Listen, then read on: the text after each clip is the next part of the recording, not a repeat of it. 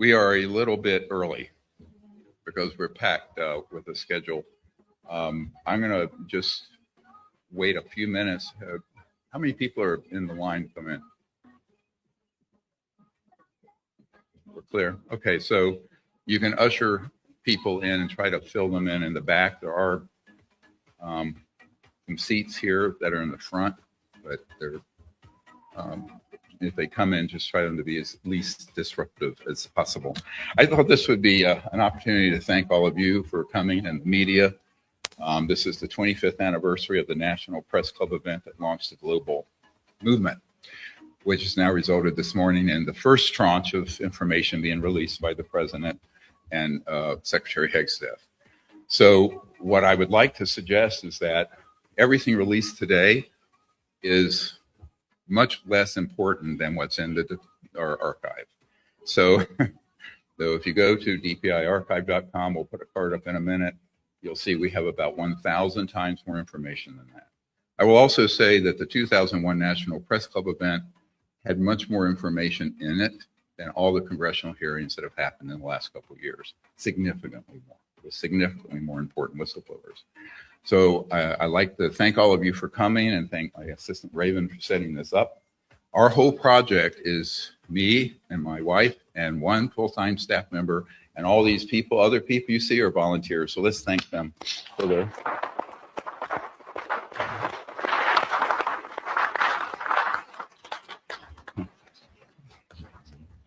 We don't have Mr. Hegsted's budget of $1.5 trillion. No, we don't. So I wish we did. At least 0.001% of it, this would be solved a long time ago.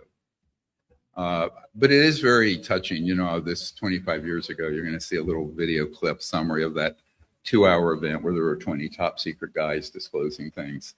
And in reality, Disclosure Project began on December 13th, 1993. I remember that date. And that's when I was asked to brief the director of the CIA for Bill Clinton. And Mr. Clinton had made inquiries into this matter and had been denied access, which is what happened to Mr. Obama. When you see this clip where he says, yeah, they exist, but I never got to get to the bottom of it. That's what happened, you know, because we had briefed him, but through official channels, he got nothing. And he is not lying about that. People think he's lying. He is not. So this, when I had this happen as a young emergency trauma doctor with 4 little kids, I realized, my God, there is a criminal, unconstitutional program keeping all of this secret. And of course, by then I had figured out why. Because if this information comes out honestly and fully, we'll start a new civilization with no need for the Straits of Hormuz. No oil, no coal, no nuclear power. And within 20 years, no poverty on the planet.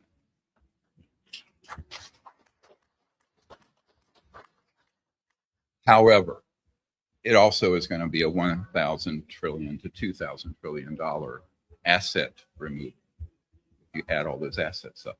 So we're going to talk about, frankly, what needs to happen towards the end of how this is going to come out and the transition our civilization must go through in the next couple of years if we're going to make it through to the next 1,000.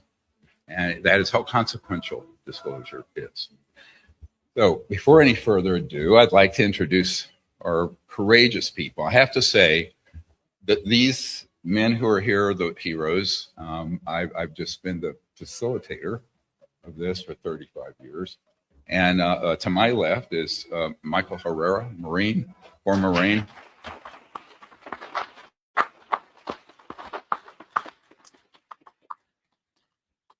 And to his left, Jaime Maussan, who's a renowned researcher from Mexico.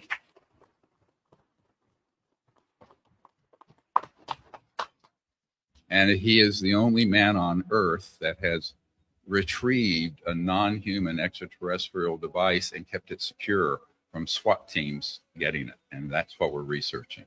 He did it.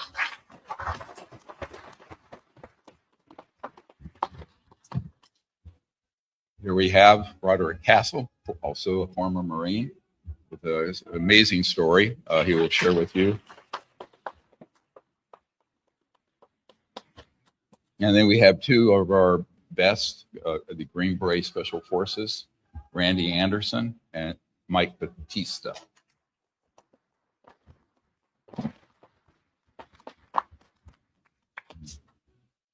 Oh, and I'm Dr. Stephen Greer. Anyway, so, and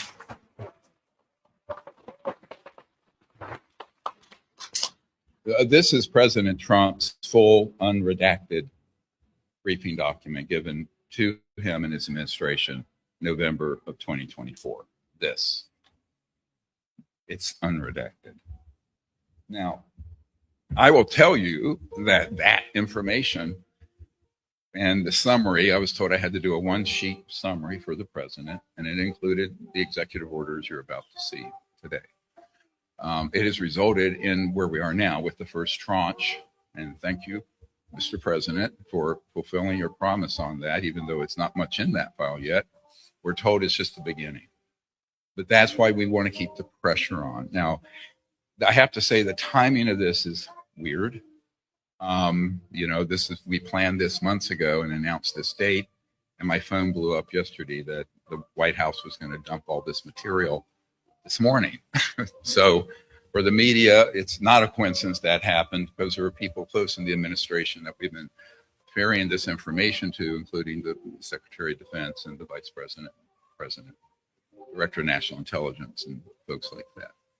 I also want to thank the members of Congress who have stepped up to the plate, Ms. Luna and Mr. Burleson, Mr. Burchett, and many others, people in the Senate Intelligence Committee that I provided information to, in the SCIF at the Senate Intelligence Committee.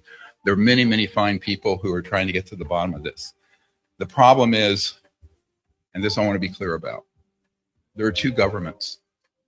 There's the government you know about, we elect and appoint. There's a shadow or secret government that is actually running this. And that is not a conspiracy theory. It's a fact. We can prove it. And what that means is, routinely, presidents, SecDefs, and others, they will get the most superficial information on this, whereas the code word level special access projects, top secret, special compartment information, is something they never can penetrate, because it's operating outside the constitutional chain of command. I cannot say that more clearly. And that was the conclusion we reached in 1993. Not because I was Googling conspiracy theories, but because I met and briefed the director of the CIA, who told me point blank that he and the president were denied access. Okay, this is a serious problem for our country and for the world. So when the most important issue in the history of the human species comes up, and you have the rule of law completely subverted by an unelected, unsanctioned group, we can have our phones off, please. Then I think this is a real problem for us as a people. So I think that my biggest problem in the 35 years that I've been doing this is to get people to understand, who are in high office, that you're not going to get access unless you go do a workaround.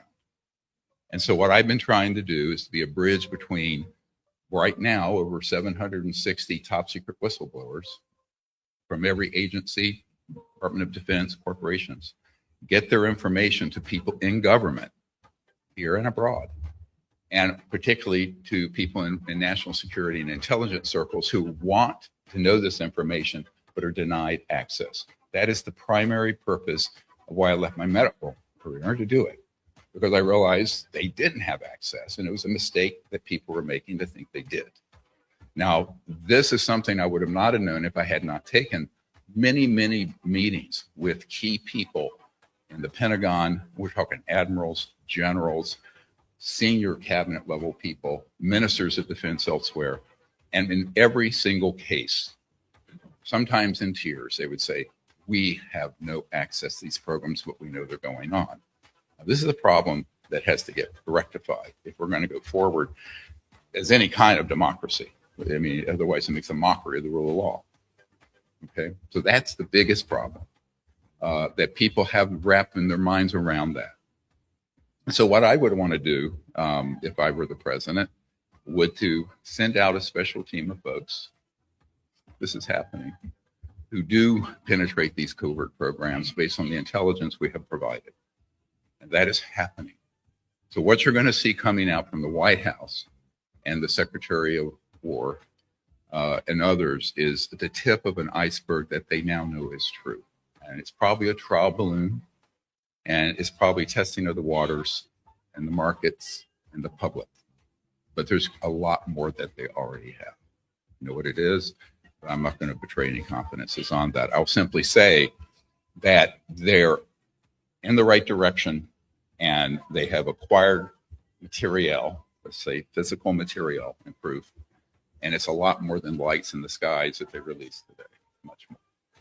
Now, what I'm here to do today, which I didn't know I was going to be doing this after the fact, we were going to do this kind of preemptively, as we were talking about at dinner last night with the whistleblowers, is to sort of lay down a marker what the standard is that has to come out.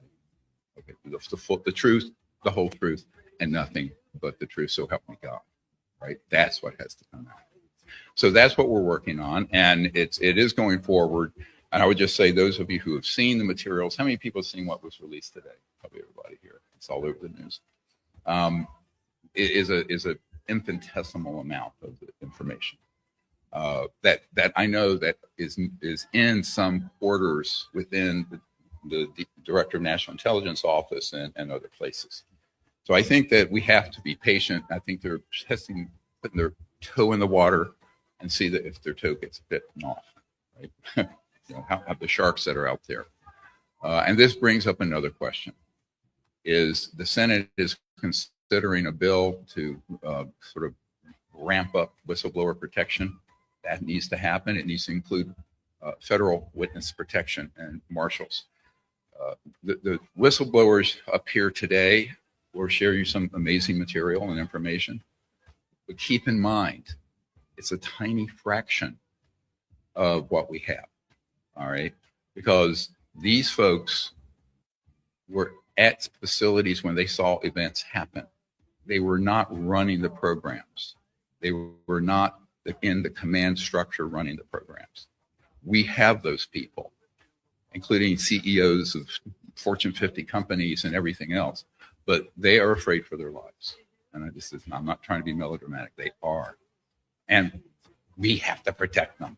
So the government of the United States needs to step up to the plate and do the right thing and muscle up the security around these high-value whistleblowers, of which we have dozens. Now, there are others, what we call them hostile witnesses, that are also on the list that I've given to the White House and to certain members of Congress to be subpoenaed. So far, there has not been a hearing where they have activated the subpoena process. That needs to happen immediately now that this is coming out from the administration. And we have a very extensive list of names of people who need to be subpoenaed and put under oath. And if they lie, they go to prison, right? That's it. Yeah.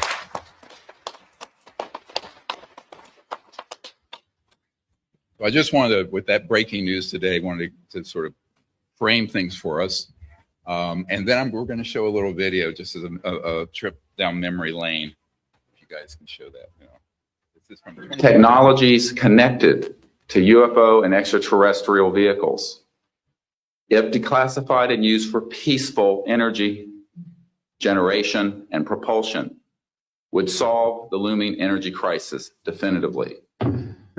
My name is John Callahan. I'm a retired FAA employee. I was the division manager for the Accidents Evaluation and Investigation Division in DC. About 2 years before I retired, I received a call from Alaska region where the region wanted to know what to tell the media.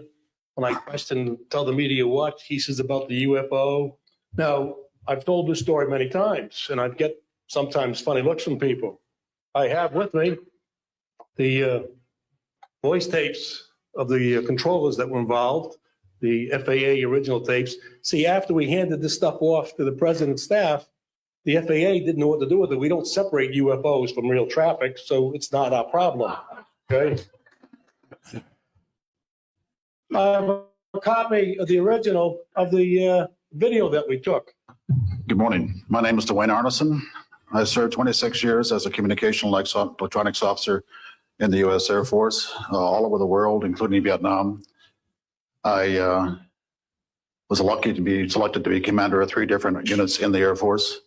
I held the top secret SCI TK clearance, and for those who don't know, it is slightly above top secret, is that a UFO was seen near the missile silos and the missiles were deactivated. Good morning. My name is Carl Wolf, and I was a precision electronics photographic repairman with a top secret crypto clearance in the United States Air Force. I was stationed at Langley Air Force Base in Virginia. By the way, we've discovered a base on the backside of the moon. And then he proceeded to put photographs down in front of me, and clearly in these photographs were structures, mushroom-shaped buildings, spherical buildings, and towers. Hi, my name is George Filer III. I'm a retired intelligence officer and flyer with almost 5,000 hours. Senior Master Sergeant in charge said that there had been UFOs in the pattern all night. They're on radar. The tower had seen them. They got in aircraft reports and so on. And that one had landed or crashed at Fort Dix. Fort Dix and McGuire are right together. And this is kind of like the Roswell of the East.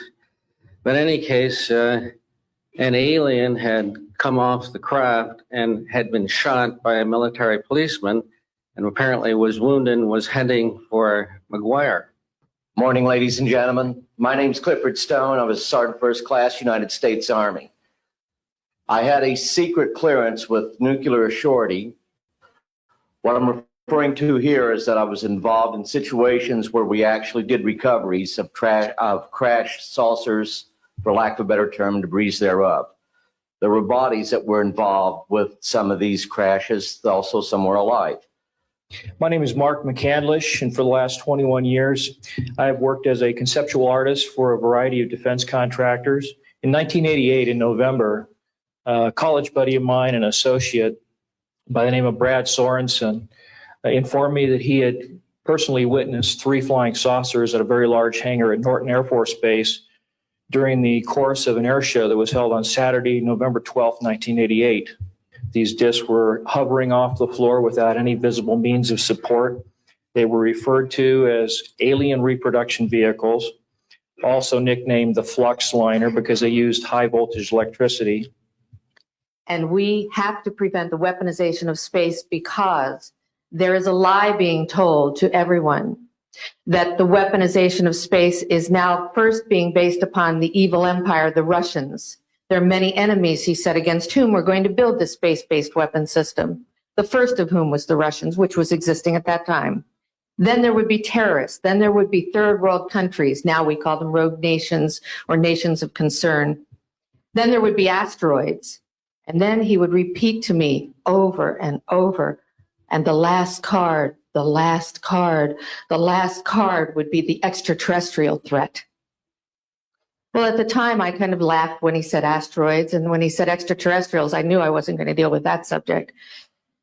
And now we hear on the news just today, this week, that they've slid in another enemy. Only this time we're going to protect our satellites. In other words, we have to have some reason to spend these trillions to waste these dollars on a space-based weapon system, and they're all lies.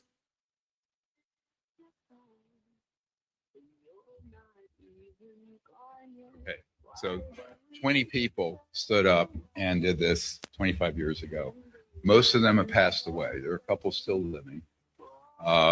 Miss Rosen, who you just saw, was the spokesperson for Werner von Braun, who invented the first rocket for Germany in World War II, and then became foundational for our aerospace programs, as you know, under Operation Paperclip, where they were, key German genius level engineers and scientists were brought into the United States rather than being executed by us at the end of World War II. And Werner von Braun was one of them. So she became his confidant last 5 years of his life, and he warned that they would and have been hoaxing a threat that is alien. So next. We must guard against the acquisition of unwarranted influence, whether sought or unsought, by the military-industrial complex. Next. Just play these. A shadowy government with its own Air Force, its own Navy, its own fundraising mechanism, and the ability to pursue its own ideas of the national interest, free from all checks and balances, and free from the law itself.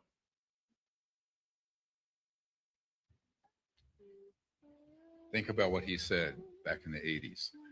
Now, there was a young student who became a lawyer who worked with Senator Inouye, who later had a conversation. He says, yes, he had seen the 2001 National Press Club event. Every word of it was true.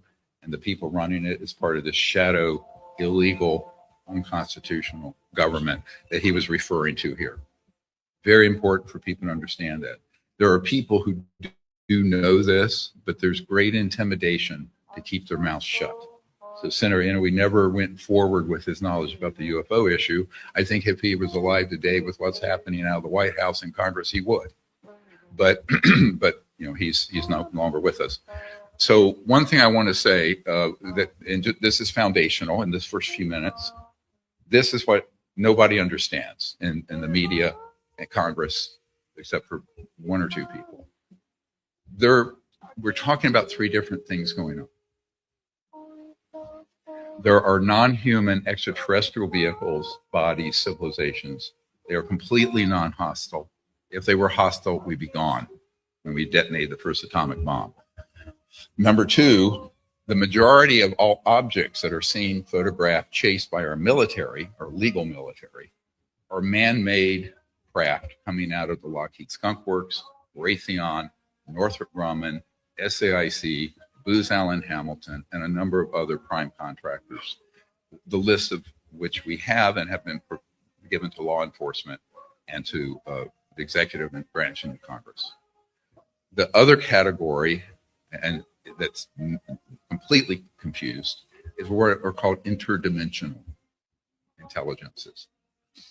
Now, let me unpack this for just a minute. I know because this has caused Congresswoman Luna and the Vice President to make some statements that are not true. But this gets into more than we can get into today, dealing with the physics of interstellar travel. But let me just say that if you go beyond the speed of light, you're not doing it in a linear fashion. You are creating an electromagnetic field where that craft and everyone in it drops out of linear space-time into another dimension, traverses through that dimension to another point, and it's called quantum entanglement, where, the spooky effect Einstein talked about, where the same particle be in two places at once. So this contangled universe where every point in space-time is connected to every other point in space-time. And that is how they're doing it. But when they're in transit, or if they are shifted, they could be in the atmosphere and shifted out of 3D, they're in another dimension, but they don't originate from that dimension. They're transiting it. Does this make sense? So I call them trans-dimensional interstellar civilizations.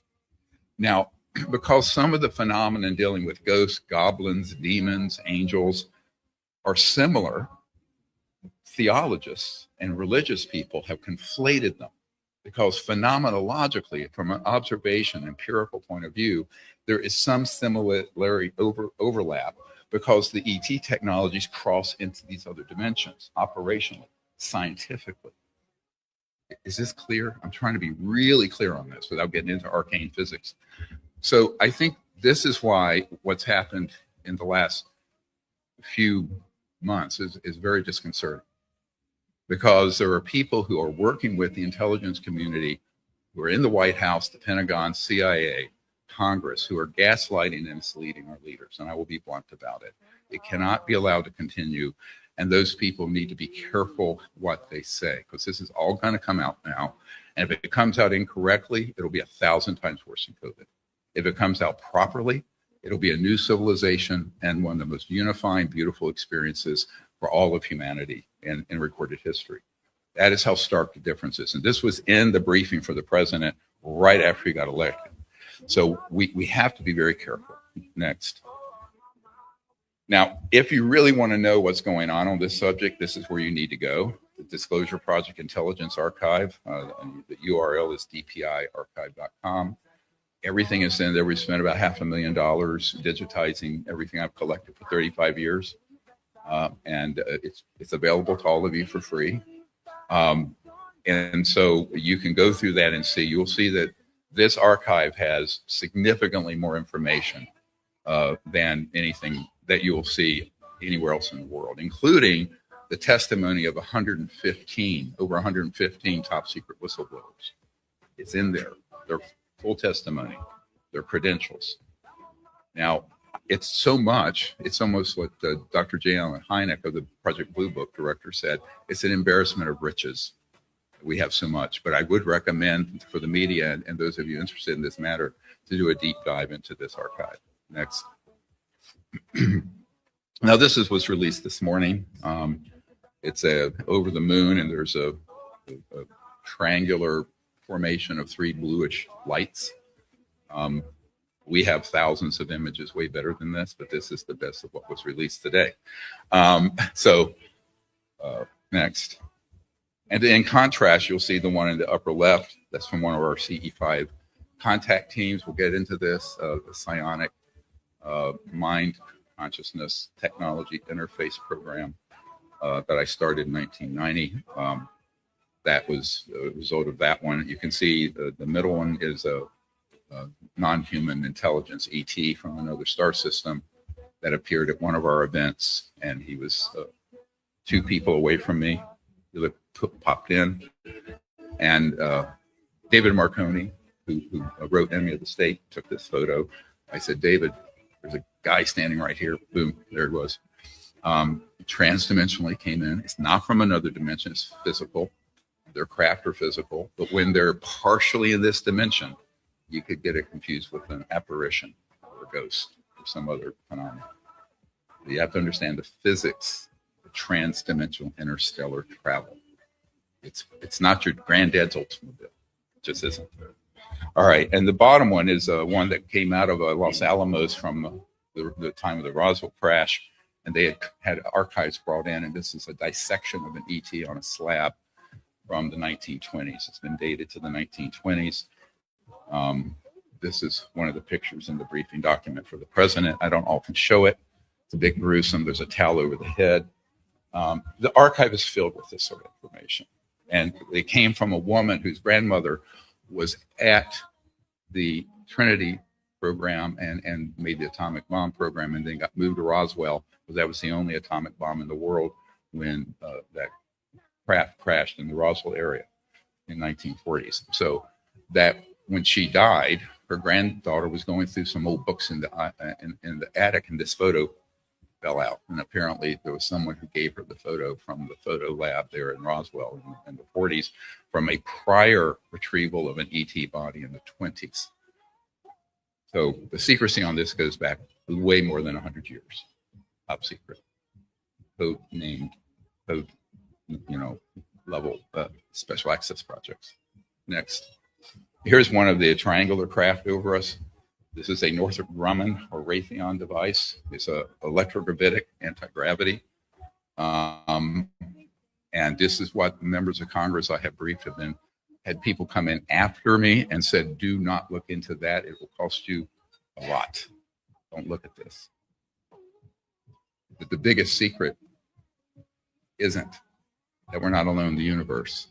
It's that we have programs that have already reverse engineered these technologies, but they have not been used in the national security interest. They have been used in criminal enterprises, including murder, kidnapping, child trafficking, drug running, human trafficking, and other issues. This we can prove.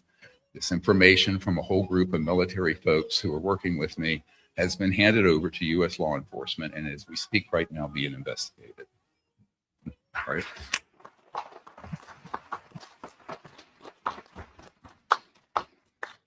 And this beautiful blue boomerang-shaped plasma craft is one that flew in over us at Joshua Tree National Park when I was with Demi Lovato. And we had set up a contact protocol out there. This is way more interesting than I think the best photo of what was released today, don't you? Anyway, next. So let's play this. Here's something that was released by Congressman Burleson. I had seen it before he released it. You'll see a sphere intercepted by a Hellfire missile. Now, this event was friendly fire. It was not an extraterrestrial device. That sphere was us. Now, the operators, here is a real problem. The first time I briefed the head of intelligence for the Joint Chiefs of Staff and the head of the Defense Intelligence Agency, they were not read into this. And I said, your military aircraft and systems are often intercepting and having close calls, not with alien vehicles, but with clandestine, covertly made and funded black budget aircraft made by our aerospace giants, but off book, without the knowledge of Congress or the president. And therefore, very few people are read into. So you may have a top secret clearance, and in Washington, that and a couple bucks gets you on the metro. But frankly, but it doesn't give you access to those special access projects that are code word compartmented dealing with this. So much of this is centered in corporate, but there are government people, agencies that do have this information, but they often are under orders not to share it with the elected leaders or the cabinet. So this is a dysfunction that has to get corrected, and I know it's being looked at. Next. In contradistinction, this is an actual extraterrestrial sphere, unlike the other one that was man-made. And this is in Buga, Colombia. You're going to hear a lot about this towards the end of our press conference. It's very important. In Buga, Colombia, this is what Jaime Mason now has possession of. This object came in and it landed.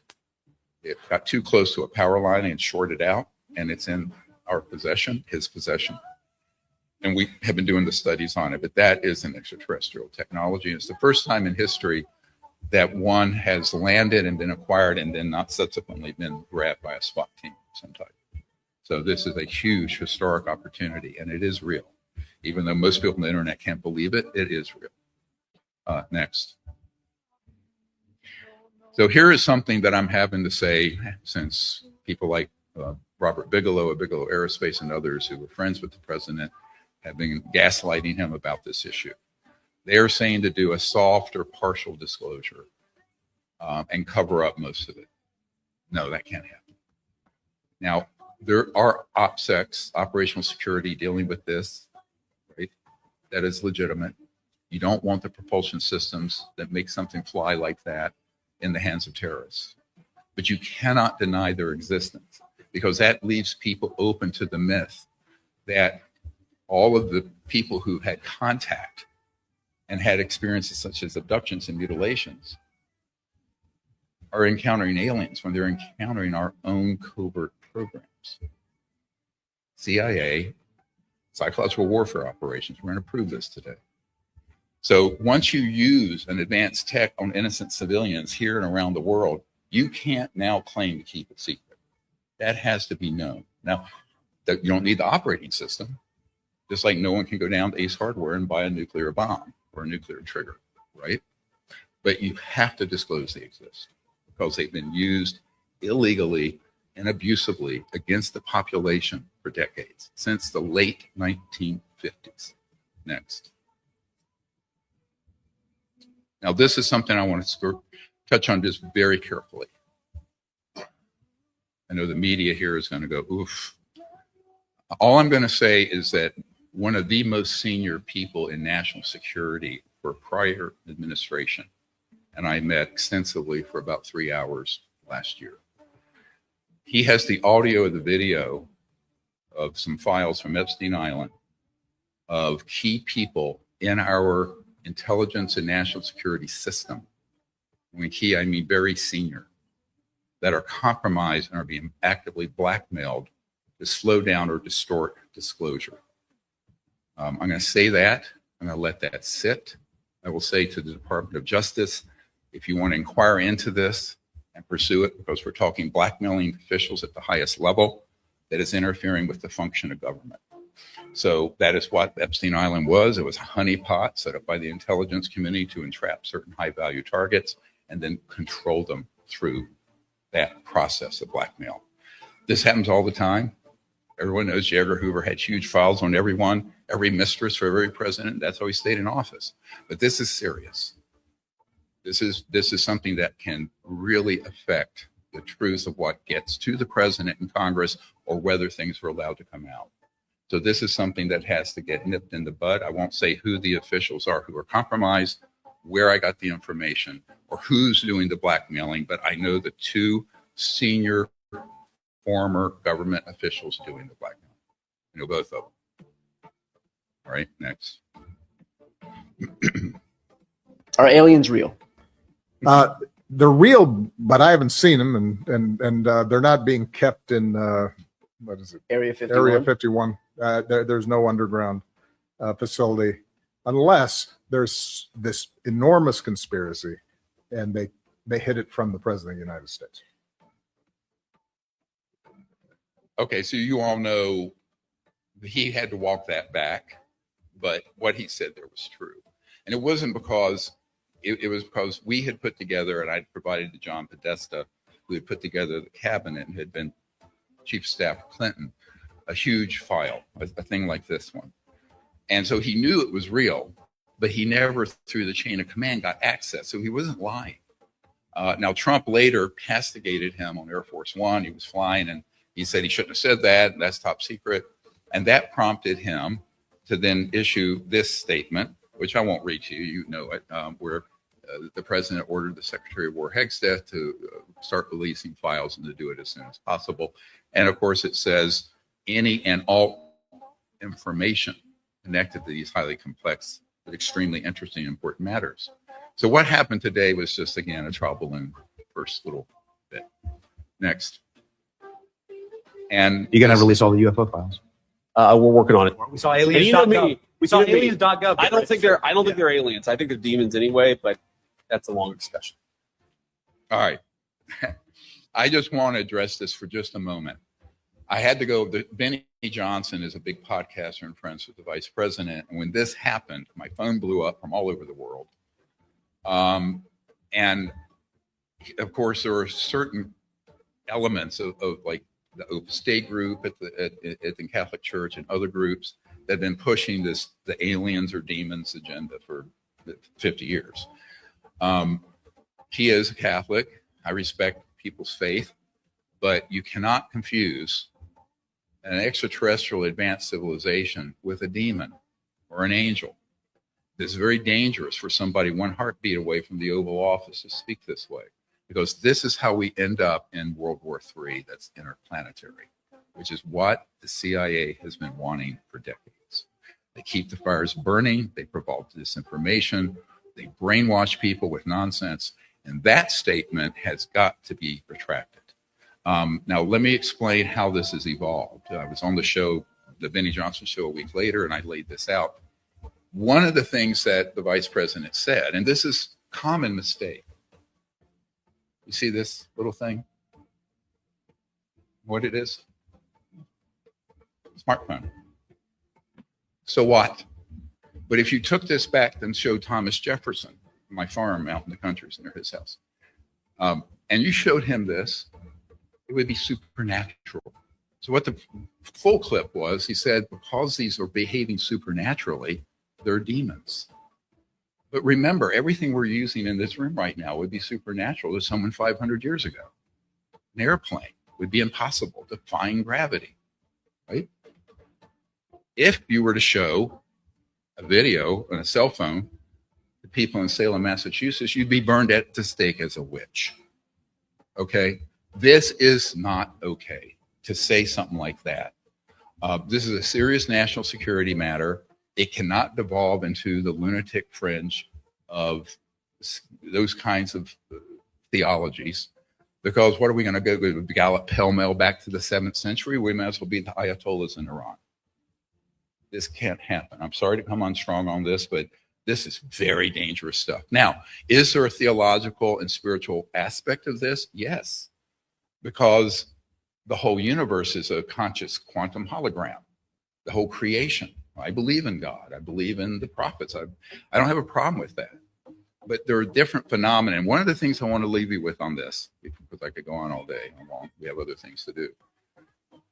When I was at the Vatican with Pope John Paul, senior theologian, Monsignor Balducci, I was in his apartments overlooking St. Peter's. And this issue came up then. This would have been in 1995, 6, 7.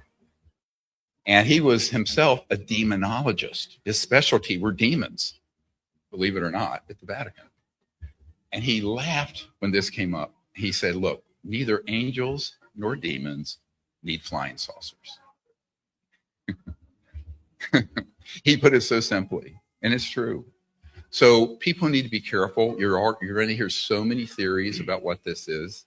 And this interdimensional demon part of it is a deliberate gaslighting by senior people in these covert illegal programs to prey on the religious beliefs of certain people. And unfortunately, that's what's happened to the vice president and Tucker Carlson and a few other people. This needs to get corrected. Congressman Luna has also been deceived this way. I know the people who have targeted her with these wrong ideas. And a couple of them have been turned over to law enforcement for investigation for various crimes and felonies. But I think this is why we have to be careful what words we use matter right now as this comes in. Okay, next, the screen went blank. My screen's blank. So I just want to quip, this has been in the media in the last month a great deal. General McCaslin, there you go. He was a Wright-Patterson Air Force Base general that dealt with a lot of very dark projects related to this. He is missing. The guys I work with who are senior military operators in various walks of life, and I feel that, and I can't prove this, that the noose was getting close because the people I have been handing over information to in law enforcement and military and national security circles, we have been naming names that I'm not naming here today, but very explicit names up to and including people who have ordered what are called wet works, targeted assassinations of leakers and whistleblowers and things like that. And in the aerospace corporations, we know who some of those people are. Their names have been handed over and are being actively investigated for serious crimes, including murder, extrajudicial killings. So in this case, I think General McCaslin, in all likelihood, vanished himself as opposed to being taken. Now, there are scientists missing. Amy Estridge, for example, had worked on and developed an electrogravitic anti-gravity, if you will, type system. And if you look at our documentary, The Lost Century, that we released 3 years ago, we document, since for over 100 years, is what I call Lost Century, very brilliant scientists who have been killed or have been imprisoned or set up in scams to take out their inventions. This is why we're still using oil, gas, coal, nuclear, wind, solar, plug-in electric cars. If we had the technologies running a UFO, even the ones made by my uncle's old company, Northrop Grumman, you would never have, it would be an energy source coming from what's called the 0-point energy field around us. So these guys understand this, right? And so General McCaslin, though, was very much involved in some dark projects. We know he was the man who intercepted this rock star that I had briefed when he was a young kid named Tom DeLonge and handed him off to Luis Elizondo, where he was then chewed up and spindled and mutilated and spit out. And McCaslin has been an operative on this for a long time. So I think he may have just vanished himself.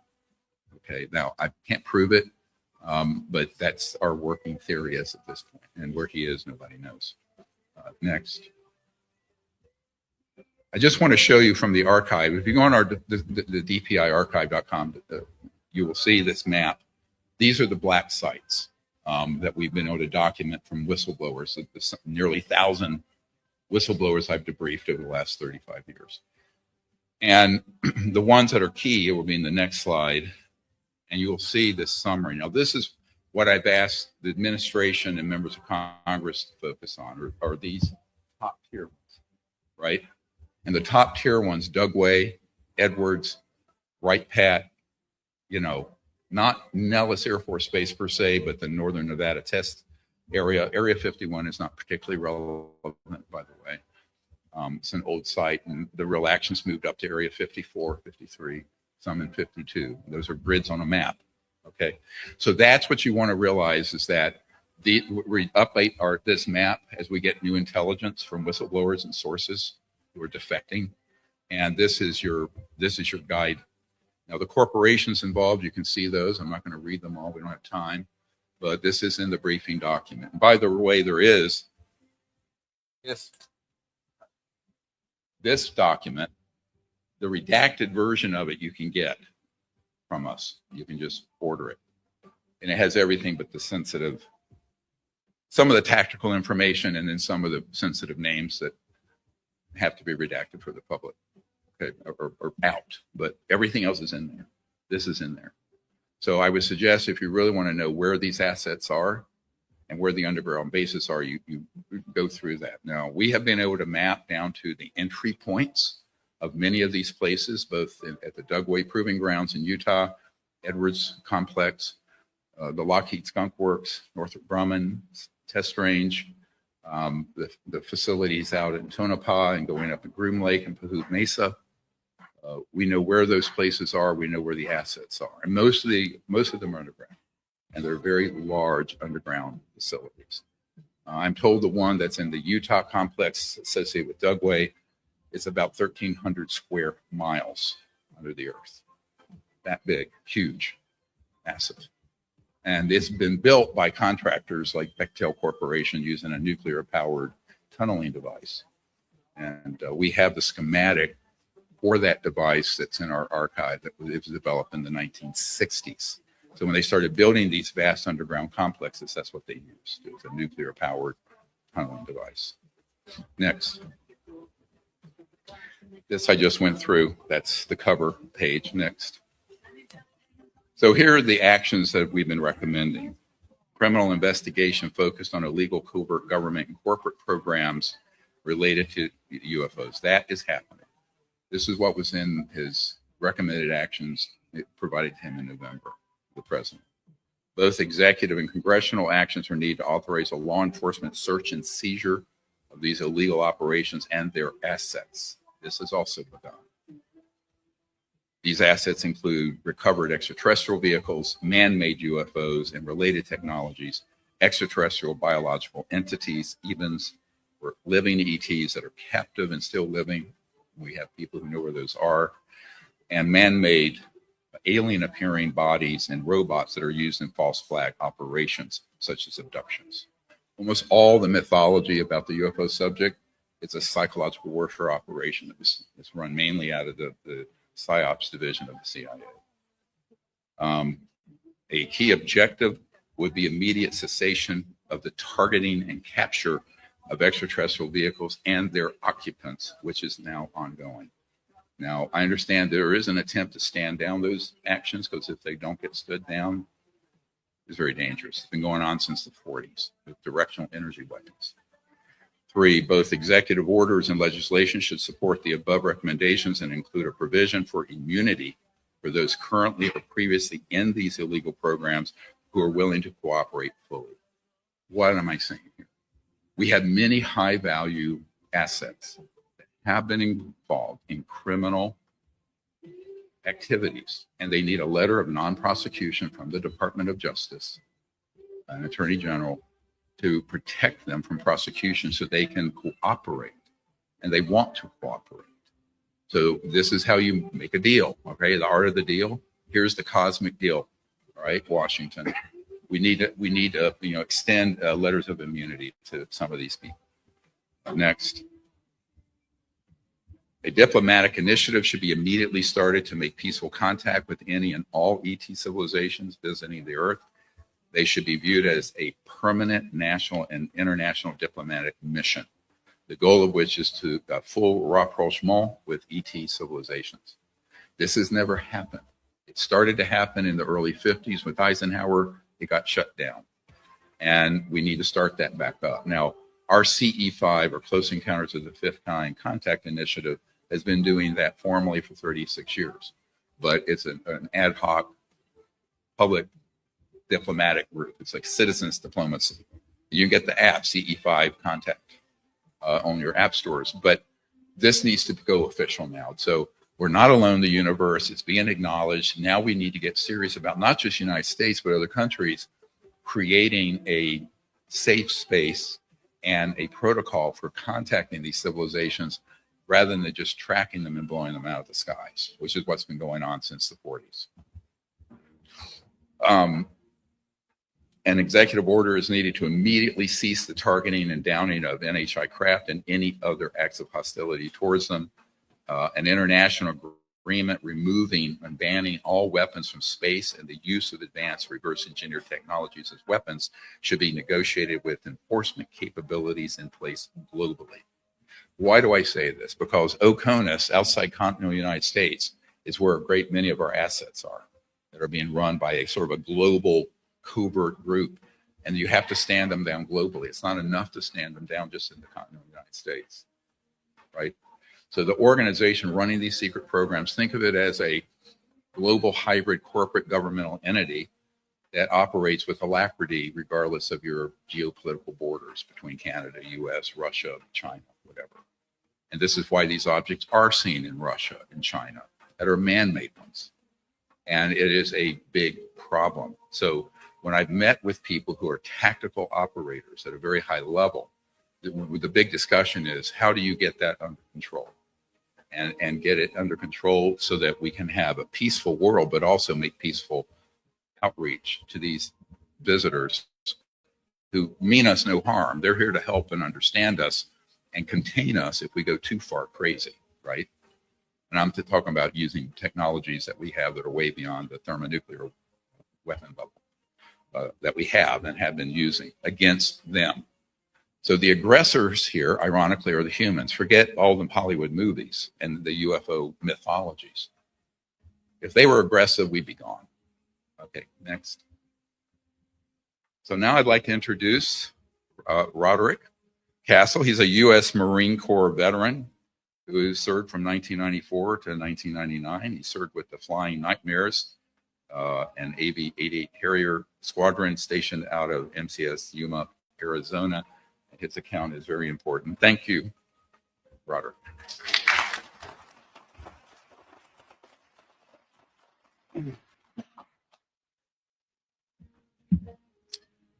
Hello.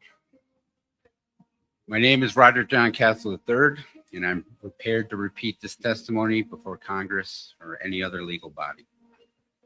From 1994 to 1999, I served as an aviation ordnance marine with VMA 513, the Flying Nightmares, an AV-88 Harrier squadron out of Yuma, Arizona. I was an E5 sergeant, leading teams of Marines responsible for the weapons systems and crash response.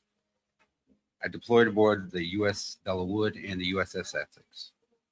After active duty, I continued serving in the New York Army National Guard and the Air National Guard. And in the aftermath of September 11th, I participated in air defense operations around New York City.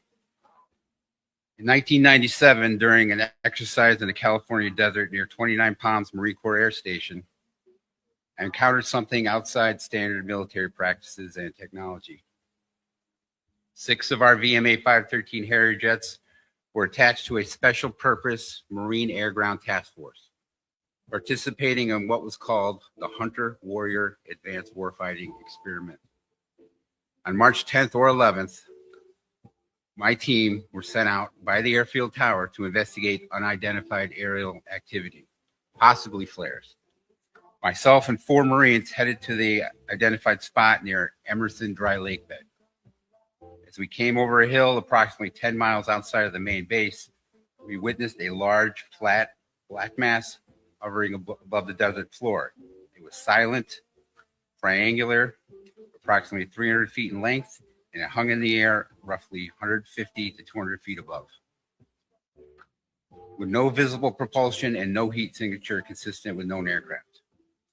There were spherical yellow-white lights embedded in each point of the triangle. The lights were not bright, and in the center of the triangle was possibly concave. This is all I was able to observe in those few seconds. On the ground, approximately 200 feet down the hill, were 3 black F-150, 350 type unmarked vehicles and 20 to 30 men armed with rifles and sidearms, dressed in black tactical gear, no insignia, no identifiers. We skidded our Humvee and crash response trailer to a stop and were quickly overtaken by 5 of the men who ran up toward us in an arrowhead formation. Aviation Ordnance Marines do not carry our M16s on us. Our weapons were in the back on a rack. So we were quickly overtaken. We were ordered out of the vehicle with rifles pointed at our heads, pushed against the truck, and ordered to look at the ground. These men had American accents. I knew that at any moment we could be shot in the head and erased in the desert. Approximately 2 to 3 minutes later, in my peripheral vision, I perceived the triangle craft arc upward and then accelerate to the northwest at an incredible speed. The men ran back to their vehicles, and the entire team drove away quickly in the same general direction as the triangle. The Humvee would not restart for 5 minutes. Some battery power, but the engine would not turn over. Upon returning to the base, we were relieved of duty before the shift was over in order to return to our group sleeping area. We were met there by our acting staff sergeant and a warrant officer. The intention was clear. They were there to check on us and to follow orders given from above. We were asked about the flares, and we reported that we saw nothing. Myself and my fellow Marines did not discuss the experience. I only received a silent, "What the F?" from my corporal. The sense was we had seen something we should not have seen, that we could have and could still be killed or reprimanded because of it. The following day, I, of course, experienced psychological distress, confusion, anxiety. Then myself and the 4 other Marines received an unscheduled anthrax vaccine, which I'm still trying to get answers about. And then came the interrogation. Approximately a week later, back at Marine Corps Air Station Yuma, I was brought in by NCIS, Naval Crimes Investigative Service, under the pretense of unrelated allegations, theft of computers, charges that ultimately led nowhere. But the intent was clear. We are keeping an eye on you. Following that deployment, myself and the 4 other Marines were assigned to different units. I have attempted to reach out to them, and they either I cannot locate them or they want nothing to do with disclosure, and I respect that. In the years that followed, I dealt with symptoms that many veterans in this space will recognize: PTSD, neurological irregularities, memory disruption. And like many others, I tried to make sense of it in a world that wasn't ready to hear it. And I want to end by saying that, again, I am prepared to give this testimony to Congress. I did file a report with the FBI, even though it's 29 years later. It happened on U.S. soil, and I have still not received a response. Thank you. Thank you.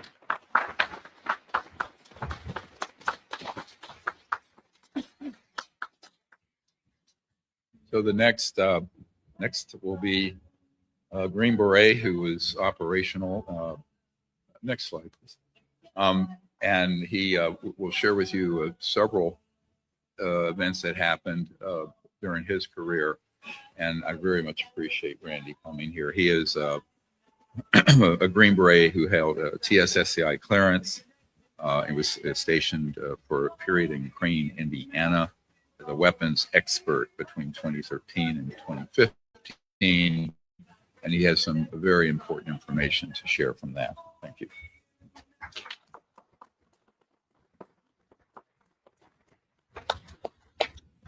My name is Randy Anderson, former U.S. Army Green Beret, weapons sergeant. I also spent 20 years as a firefighter for the city of Las Vegas.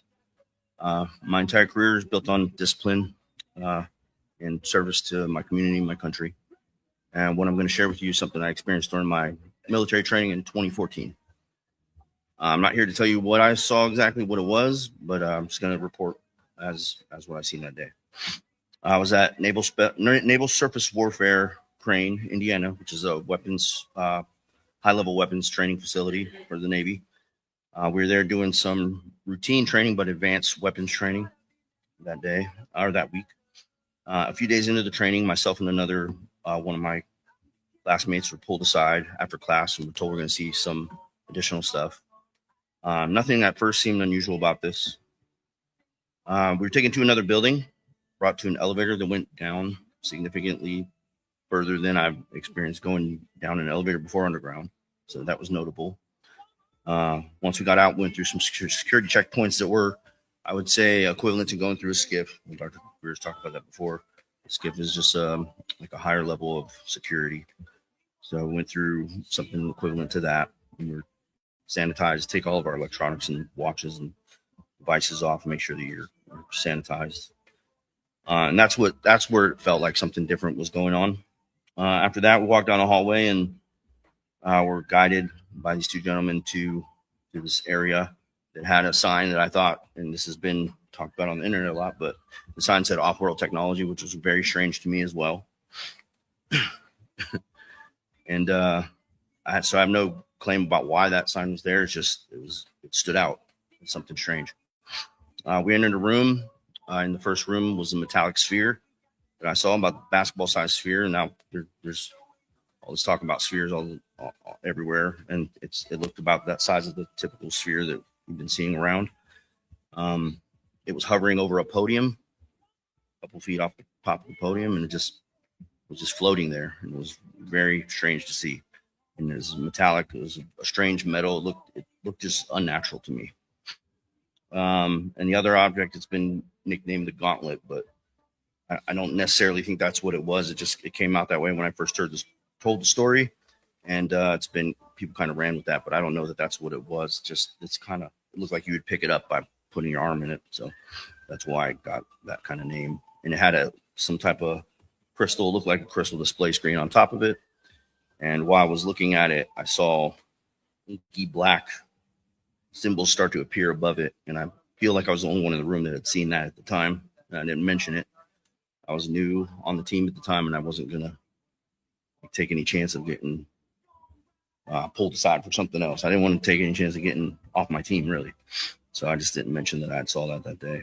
And we got to see this stuff. They talked a little bit about, that they recovered it from an old crash, and they talked about it pretty nonchalantly, like it was a Tuesday afternoon, and then we were brought out of there and had a quick debrief, and that was that. We were told not to talk about it, and we didn't. So I never was told why we were brought down there. I don't know what the purpose was, and to this day, I've never had answers to that. You want to talk about the test site stuff? Since then, I've worked out at the test site. I've worked all over that facility. Yeah, in Nevada, where Area 51 is located. I worked all over that facility doing red team operations, which is basically for tier 1 units, we provide an enemy fight for them. There's a couple things that have happened out there. We saw a couple times, we saw orbs that were just floating around, and we were told not to talk about. And again, this isn't part of my military career, so this was different. We're just told not to talk about them, or we'd have to do extra paperwork. So all the guys kind of just hushed up about it. One green orb and one orange orb was what I saw. A triangle-shaped craft was another one I told Dr. Greer about. That just kind of, yeah. It was a little less equilateral than that. It was a little bit like more sharp triangle, but it looked a lot like that. And we saw that as going into like the nautical twilight hours.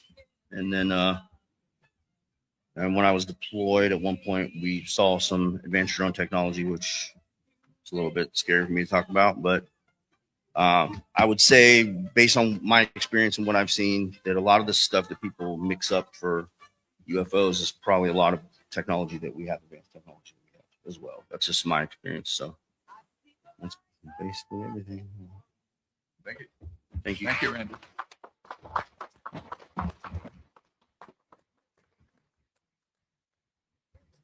Yeah, this off-world technology office is a real place that he went, and it is extraterrestrial artifacts there in Indiana. So that's now on the map, and it's been handed over to investigators in the government. These triangles that you're seeing like this, some are more isosceles, some are equilateral. This one is probably a Northrop Grumman. There are others that are, the prime contractor would be Raytheon. They're anti-gravity, quote unquote, electrogravitic. They have no payload of fuel, no oil, gas, jet fuel, rockets, means of conventional propulsion or energy. And they do not have, most of the time, nuclear reactors on them. So they're pulling energy out of what's been called the zero-point energy field. And they have an anti-gravity or mass cancellation lifter system. And those were developed from reverse engineering ET craft back around 1954 is when we had the breakthrough on that. 1 year before I was born. I'll be 71 next month. So it's been a while since we've had this tech, although most presidents and members of Congress have no idea we do. So thank you very much for sharing that. Next, I'm just going to show a clip here of my friend Carol Rosin. She was, as I mentioned before, Werner von Braun's spokesperson. And she just wants to do a little update message to all of her. She's couldn't travel right now, but she's working still with us, and she's still doing great work trying to create peace in space. That's her whole mission that Werner von Braun gave to her. Hello, my name is Carol Rosin, and I look forward to presenting to the Congress everything that I'm going to say today at the 25th anniversary of the Disclosure Project, and what I said in the first one 25 years ago, where I presented Werner von Braun's warning that there was going to be a faked alien threat scenario produced, and we're seeing that happen now. This is the follow-up, and it's a very simple, quick one. We have one opportunity right now to transform this whole war industry and the actual wars. We can have headlines, war is over. How? By calling on President Trump to reboot the Golden Dome into the Golden Peace Dome. We have a chance now to communicate, of course, with extraterrestrial off-planet culture beings. We're doing it. You're getting evidence of the proof of the technology and information that's being made available to us. Even President Trump is disclosing files on the UFOs. The problem with that is, at the moment, it's being presented, all of it, in the context of people saying that there's an alien threat. People are believing that fiction is fact, that lies are truth. We have a chance now to correct all of that, because in the Golden Dome are weapons at this point. It's modeled after the Iron Dome, which doesn't totally work anyway. And we have a chance now to build the Peace Through Strength Dome that President Trump knows about, and put it in the right context. The new context is that we're not alone, that they come here in peace. They've proven it. They've visited many people, including myself. We now know that they come in peace, that they're coming as explorers, and we have to get in our heads, in our consciousness, in the new frequency of consciousness that many people have studied, that we can live in peace, all of us, like they do in the cosmos. And that's what we're going to do. We have to make the decision to jump into the higher frequency of consciousness that we know we have. I've learned it from working with people like Werner von Braun, who was a visionary. We have President Trump, who's a builder.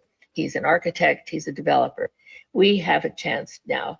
All we have to do is focus with intention on Trump collecting the world leaders to sign the treaty that is mentioned also in the executive order that we hope he will present to prevent the placement of weapons in outer space that Russia and China called for many years ago, and that over 40 countries actually approved until the US under a different administration pulled out.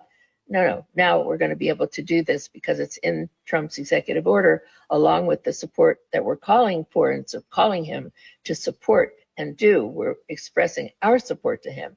We have the technology to solve that. We're going to have free energy. We're going to have all the technology making us much smarter, more spiritually oriented and aware, and we're going to have peace, world peace, from peace in space that we need to have in order to have peace on Earth. Our president is in position. He is the one. He is the disclosure president, and he's doing it. Now we just have to pray, focus, and imagine and see ourselves living around the world in world peace with all that goes with it. May we have peace in space to have peace on Earth. Thank you.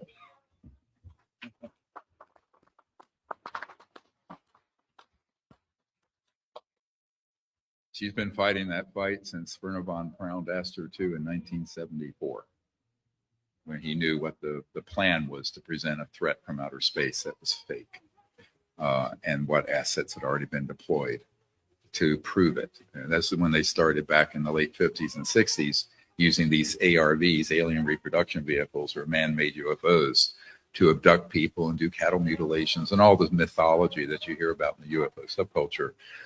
Those were all orchestrated by humans for their psychological warfare value. Next. So oh, someone took all the papers that were up here. Well, we have Mike Batista. He's a former Green Beret also, who has been involved with some what are called psionic programs. And those programs deal with making contact with non-human intelligence to bring them within a certain range for operational purposes in classified areas and programs. So with no further ado, I'd like to thank Mr. Batista and introduce him to you. Thank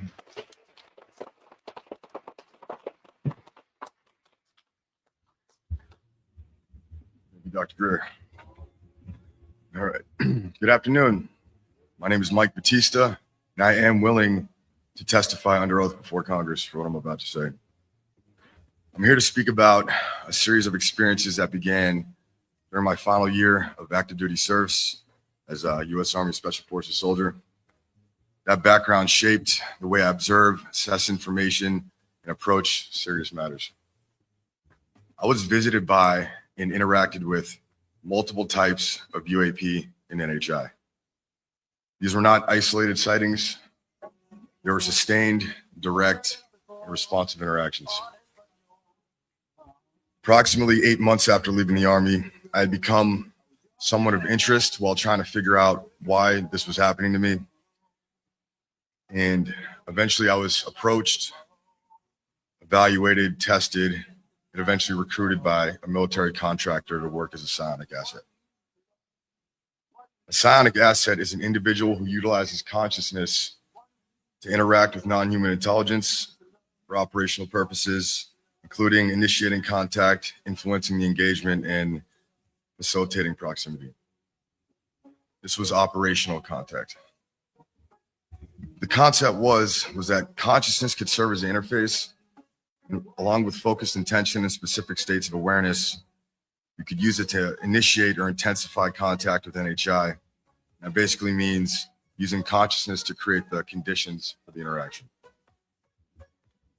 The objective was to use psionic assets to attract UAP for technical exploitation, target acquisition, and downing of non-human craft, to include the recovery and reverse engineering of that technology. This was not the outcome of every contact event. In many cases, they were just observed using advanced imagery, like infrared and thermal systems. I can't discuss any methods, locations, or specific operations, but I can say this. This was not just about observing the phenomenon, it was about interacting with it in a controlled way. And after that period, I did eventually go public and work alongside an aerospace company focused on ethical and peaceful contact. At the end of the day, the interaction between consciousness and the phenomenon is real and it needs to be taken seriously. In the future, the subject will not be defined by sightings alone, by our ability to understand it and interact with it. Thanks for your time and hearing my testimony.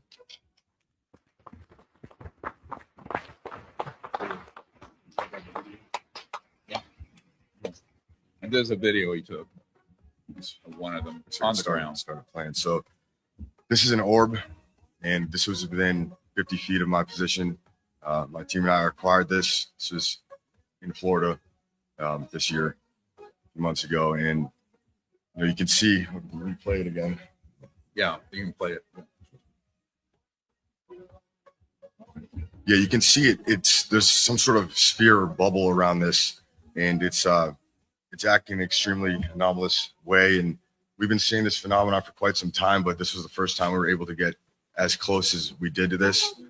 There was a limit of advance with this phenomenon. It did not want us to get closer than we did. It kept moving away from us, so we took that as a reason to not go forward. But there you go. Yeah, thank you guys. Thank you. Yeah.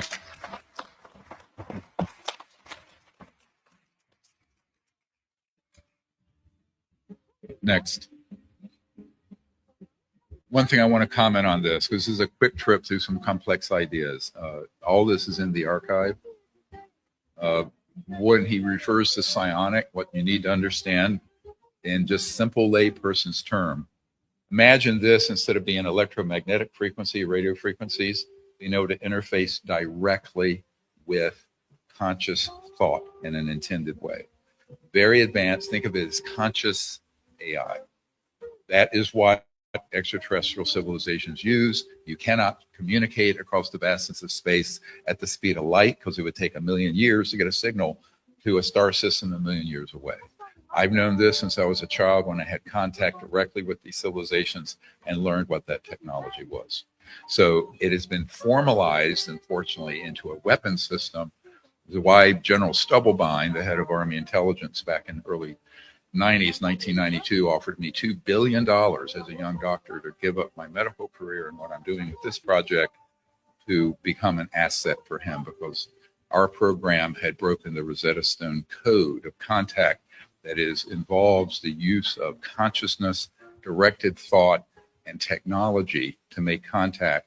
But we do it in a peaceful way. Unfortunately, there are systems operating out at the Edwards complex, the Nevada test range, Provo, Utah, and another sites on the coast of Florida, where those same systems are turned into a way to attach to and guide over extraterrestrial vehicle and then target and strike it and knock it down with an electromagnetic pulse weapon, the very existence of which is in violation of the International Non-Proliferation Treaty, because it is a component of the EMP that comes out from a nuclear device. But in this case, it's just the signal itself, and those are used to strike these objects, and it disables them because they are 100% electronic and transdimensional. But just keep in mind that any technology, even consciousness-assisted technologies, can be used for good or for bad. And in this case, what we started in 1990 as a peaceful citizens ambassador outreach to non-human life forms from other star systems got twisted into a weapon system. And I know many people who have been in those programs. I've known about this since the early 90s. Now it's beginning to come out. There was an operator out at the Edwards complex named Jake Barber and some of his team members that came out last year who knew about those operations, who were on the retrieval teams. This is real. It sounds like science fiction. And I understand that to most people, it's a bridge too far, but you're not dealing with 20th century and 21st century technology. You're dealing with civilizations that are thousands to millions of years more advanced, and they have technologies that would all look magical to us. But that part of it, a big part of it, is the thought consciousness interface with matter and space-time. And that is what they're using for communication, but it also is used to sense them by people who are skilled, like Batista and others. And I'm glad to hear he's involved with a program now that's peaceful, but over the last 50 years, they've not been so peaceful. And they've been used to basically attach to the guidance systems, lure them over and strike them and down them. So imagine if it's like when the Iranians got that really space age looking drone that they hacked into the system, landed it and reverse engineered it back years ago. You can look this case up. Imagine doing that with thought, consciousness, actuation, and interface. Same thing. High tech, very high tech. To all the AI people, listen carefully. This is what's really coming. Conscious AI. All right. Anyway, we don't have time to go into all that, but the next whistleblower has become a very good friend of mine, Michael Herrera. He's a U.S. Marine Corps veteran. He served from June 2007 to October 2011 and did a tour primarily in Southeast Asia. Thank you, Michael.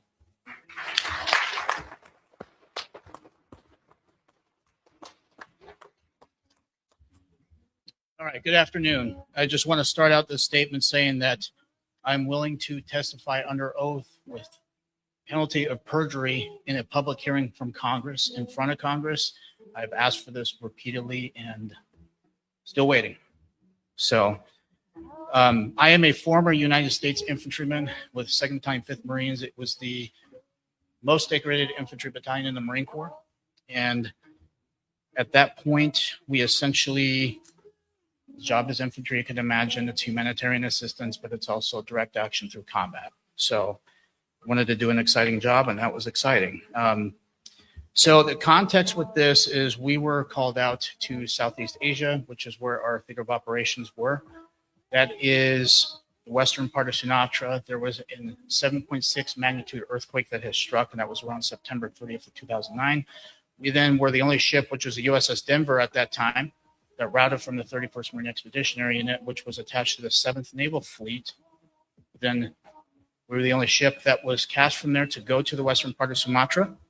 Now, upon arriving there, my team, which was randomized, it wasn't like a set team because we were doing different things in the ship, and we were essentially put into sticks. Those sticks were then boarded onto CH-53 Super Stallions, which is a transport helicopter. They're pretty big. They're one of my favorite transport helicopters that the Marine Corps has. And that's what we inserted into. Our job at that time was to provide security for the landing zones or hasty landing zones, which you'll see as HLZs or LZs. And then we were also to facilitate and help with the aid that was being transferred to these landing sites. And we took these helicopters because some of the roads were washed out and we couldn't reach them outside of, obviously, getting helicopter inserted in was suitable. So for us, we're not going to stick out in the open. We're going to position ourselves tactically to where, one, we have the best observation possible, which is elevation. So we then decided to secure a ridgeline that was off to the side, about 150 meters or so, probably less than that. And upon looking over that ridgeline towards the north, we see the top of this thing, and it was rotating in a clockwise position. It was transforming colors between light matte gray and a dark matte black. Now, when you have something that's through vegetation like that, that's very abstract. It's going to get your attention. We thought it could have been a building. It could have been something like that. At that point, I had a camera that was on me that I was taking video of some of the helicopter insertions, or at least when we were getting off the ship. And I actually had some photos I snagged of this from the top view of where we were positioned on that ridgeline. Because we then saw that, the leader of our team decided that we had to go down and investigate, and so we proceeded. As soon as we got to this clearing, which is what this thing was basically occupying, and looking at the craft, you could see that it was octagonal shape. It had sharp edges, quarters. It had rivets. It had seams. You could tell it was pieced together and it was man-made. You could tell it was something that was built from one of these aerospace companies. Now, accompanying this craft, when we were verging onto the position, we were then intercepted by a team of 8 operators that were wearing black camouflage utilities that had no insignia, that had no marking, no rankings. Some of them, most of them were wearing ball caps, is what I can recall. They then searched us. They then seized our weapons. They cleared them. They took our magazines out of our pouches, dumped them, kicked them off. They kept a couple guys at standoff distance while we were searched. They took photos of our IDs, and they started to basically threaten us to say, hey, it's easy to get lost out here. You can get killed out here. You can lose you out here, things like that. And as that's going on, we were seeing these trucks come up, which look like that. They could either be Ford F-350s or they could be Toyota Tundras, up armored, and they were pulling these trailers. Now, these trailers were like a miniature version of a shipping container that had mini split HVAC systems on the top of that. Now, when I first saw this, I had speculated, even when I first came forward in 2023, I had speculated it was a drug running operation because of the HVAC systems. So these trucks were loading these containers, which were about 4 of them, onto the platform that's underneath this craft. Now, I only remember seeing 4 trucks. And as soon as we're going through being searched, the trucks then disappear. I think they may have went onto the backside. And that platform started to raise up. It then met with the main part of the craft right there. And as soon as it came together, it started, obviously the rotation didn't change. There was an audible hum that you could only hear, which was like a guitar amp or an electrical transformer kind of noise. Not as identical, but if you guys can understand how they would sound, this is what it exactly sounded like.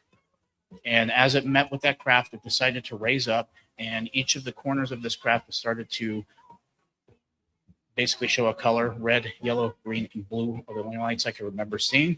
As soon as it cleared the tree line, it shot over to the left of us, which was towards the ocean. And that thing, obviously, it did not destroy the trees, did not produce any kind of rotor wash, did not break the sound barrier. But this thing went from thousands of miles an hour, possibly hundreds of thousands of miles an hour, instantaneously like that, like a spark off a grinding wheel. And it shot over to the left. Upon that craft departing, they had told us to turn around and traverse back up the hill. So we did that, as they're still threatening us, wanting to shoot us, things like that.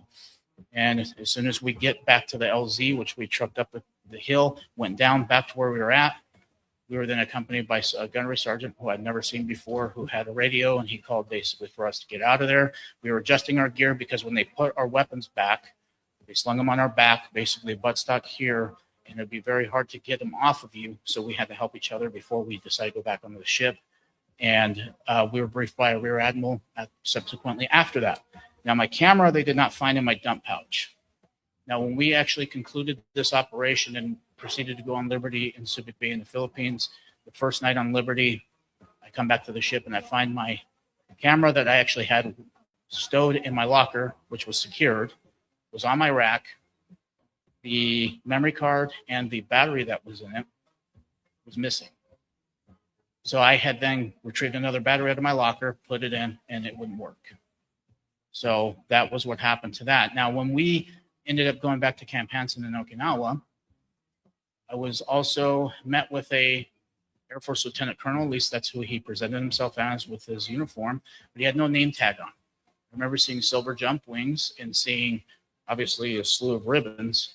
But this is the gentleman that pulled us each aside separately, threatened us with execution because of treason, because of disclosing this information.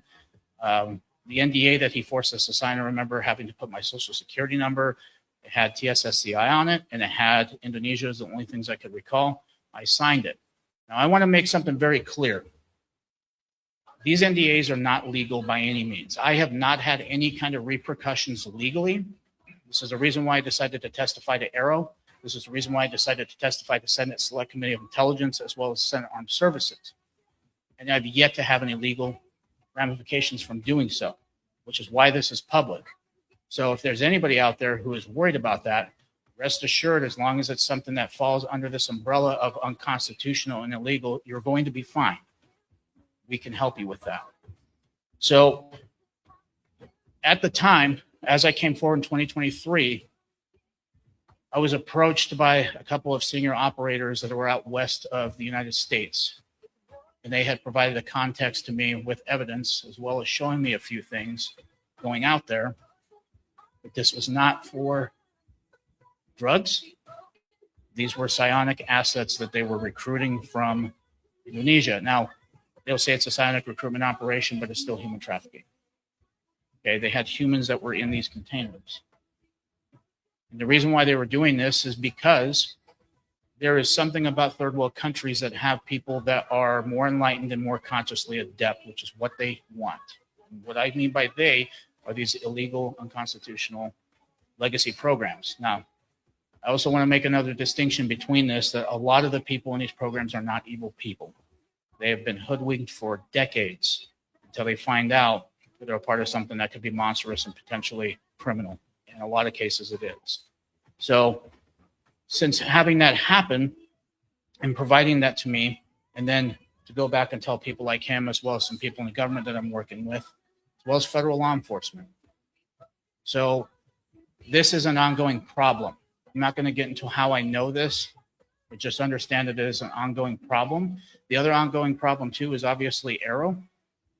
When they had put out my testimony through volume 1 of the Arrow report that they released to Congress and the public, they completely misconstrued my testimony. They said that I saw an extraterrestrial spacecraft and I was intercepted by a team of U.S. special operators. First of all, I didn't know who these guys were. I didn't know what their backgrounds were until these operators that participated in similar operations, not exactly like this, but have knowledge of it, and then include me into what they really, how they plucked them, what their testing was, how they get through this. So obviously that information has been handed over to federal law enforcement. If you guys can put the next slide, please.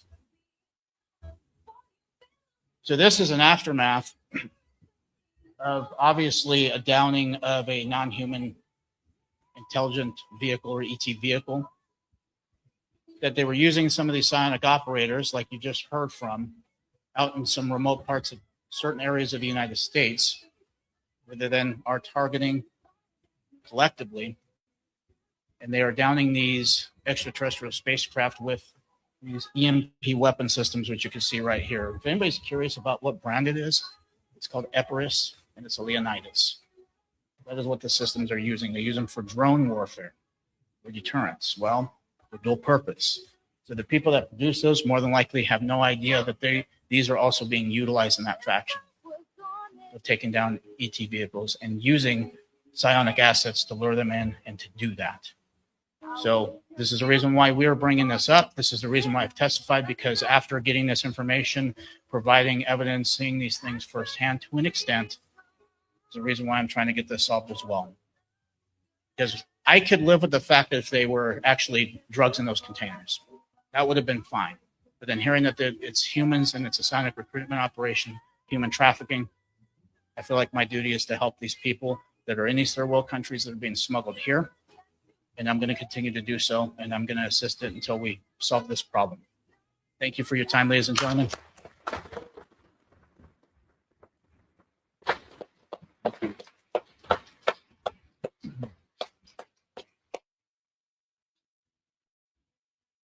So I know this is some disturbing information. I call it disclosure PTSD that evolves over time. Certainly me doing this for 36 years. But one thing I want to point out here is that these cases have been turned over to federal law enforcement, to people at the White House, and to certain members of Congress that I have relationships with, so that they understand the extent of the problem, what the technologies are.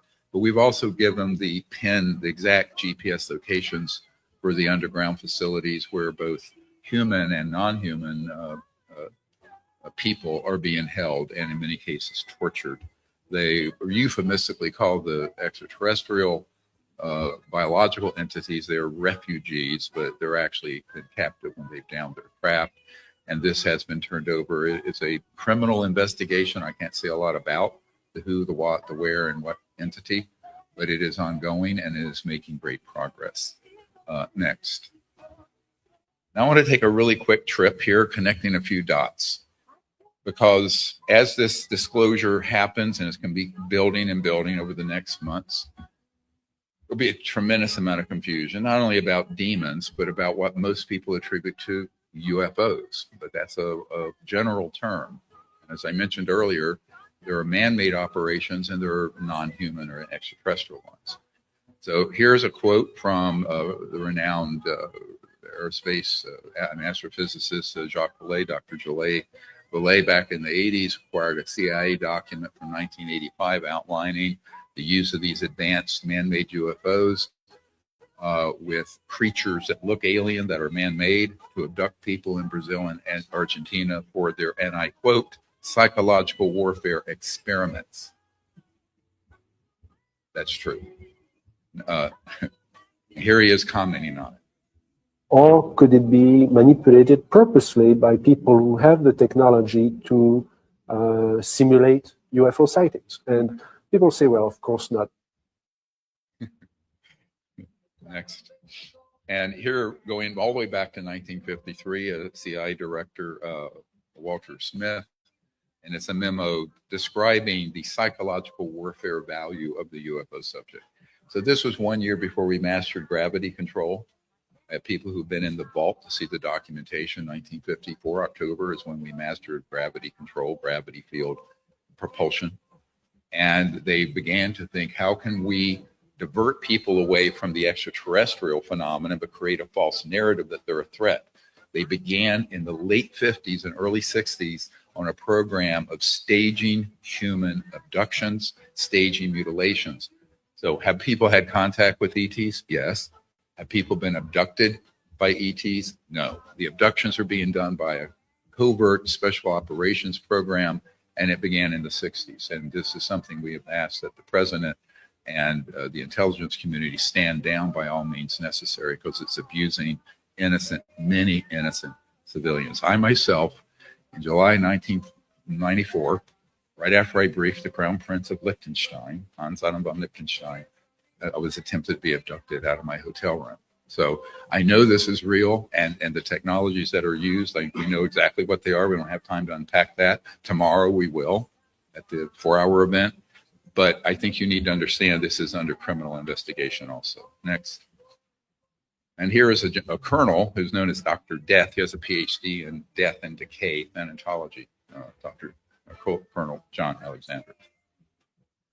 Another one we put on a UFO and was able to report like he had been abducted. Mm-hmm. In this case where he had not been, but UFO sightings were, popular at the time, particularly abduction scenarios. So that was one where, again, changing history could cause a new scenario and be able to describe the situation just as if it were real.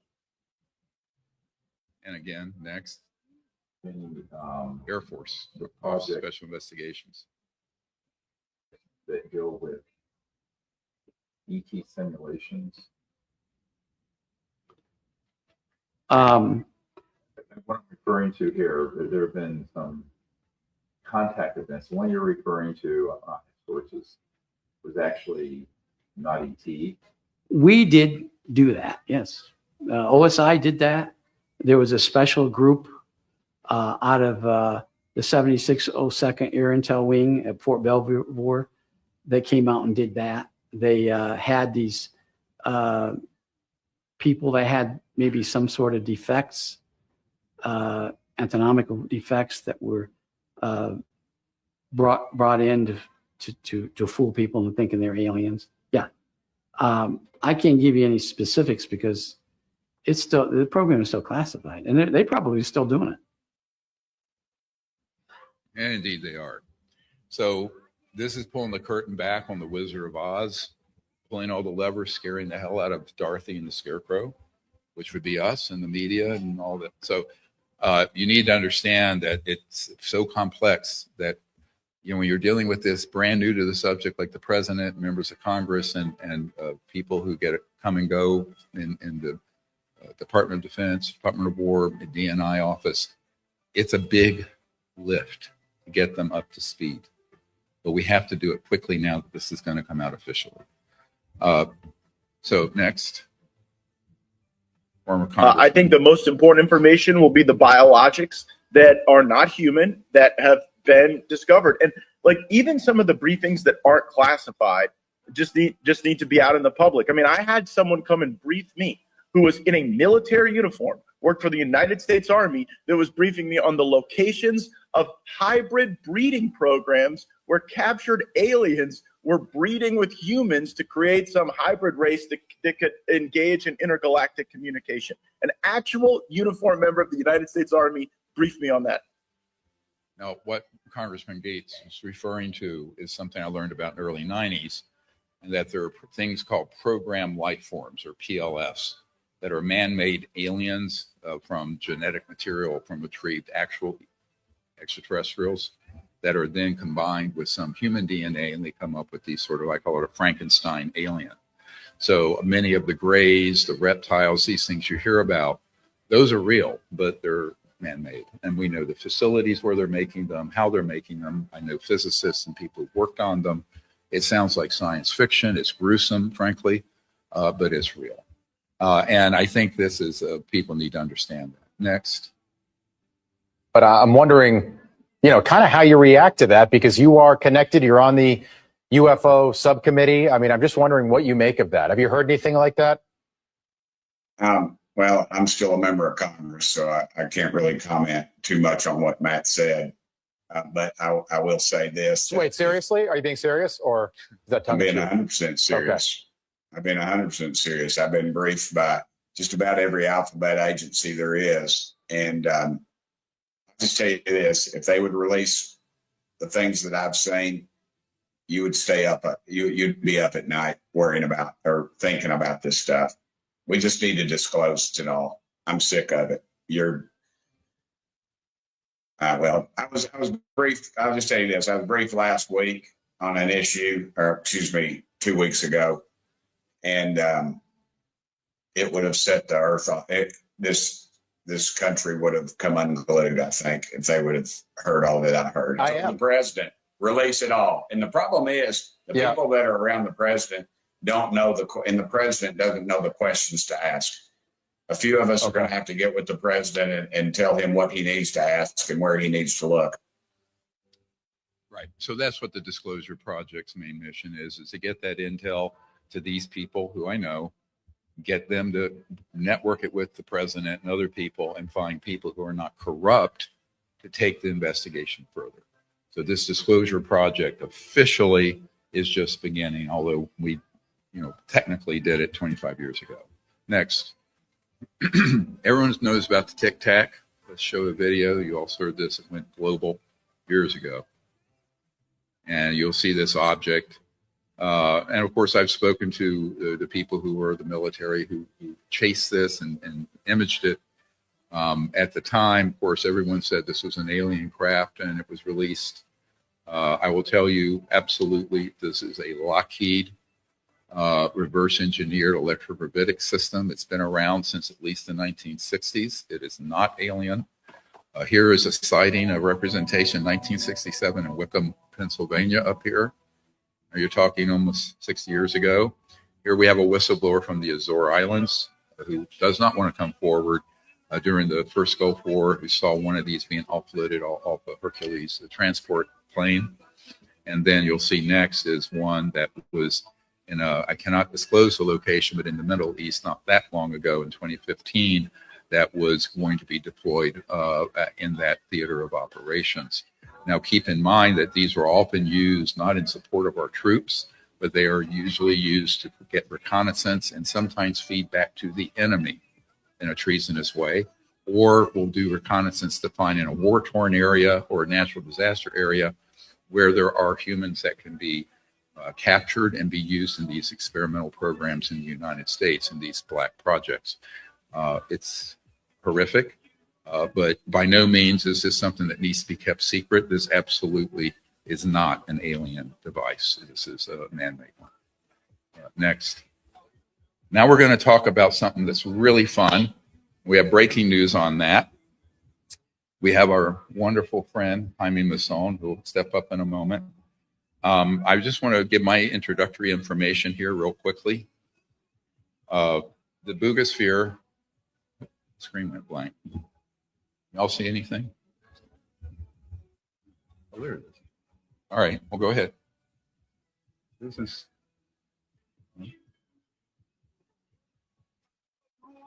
technical difficulty. Oh, now I have it. Okay. So this object, back in March of last year, was flying around Buga, Colombia, South America. It is an extraterrestrial object. We've done the analysis on it. It is electrogravitic anti-gravity. It is not a hoax. There are now 10 different videos from 10 different spheres flying in this region in South America. And I will say that recently a new one has landed and has been retrieved. This one that I have handled and seen and been to Mexico City now 3 times since June. I took Congressman Burleson down with me in June of last year. Has interesting inscriptions which have been analyzed to be a type of Proto-Sanskrit, a very unusual type of circuit pattern on the top of it, And if you look at these holes around the equator, the center, it's one seamless sphere, but inside these holes is a type of resin that has fiber optics microscopically in them. And we took some of this resin and tested it next, and you will see that the resin done at the University of Georgia, the top carbon-14 dating facility, is 12,560 years old. So this sphere is 12,560 years old. It's the end of the last ice age when a comet or an asteroid hit. It's the flood stories of ancient times. So either a very advanced extraterrestrial civilization assisted at that time or was already here, or people working with those civilizations made this. It is an extraterrestrial technology. Next, you'll see the metallurgy we did. The whole report is 110 pages. You can see the list of elements. In there, interestingly, are a number of elements that were not even discovered until the late 1800s or early 20th century that have a high electromagnetic conducting purpose today, but in unusual quantities. The actual alloy itself, that is the skin of this 1 foot diameter sphere, is in fact no known alloy that currently exists in any aerospace or industrial application. It matches none of them in its complete composition analysis.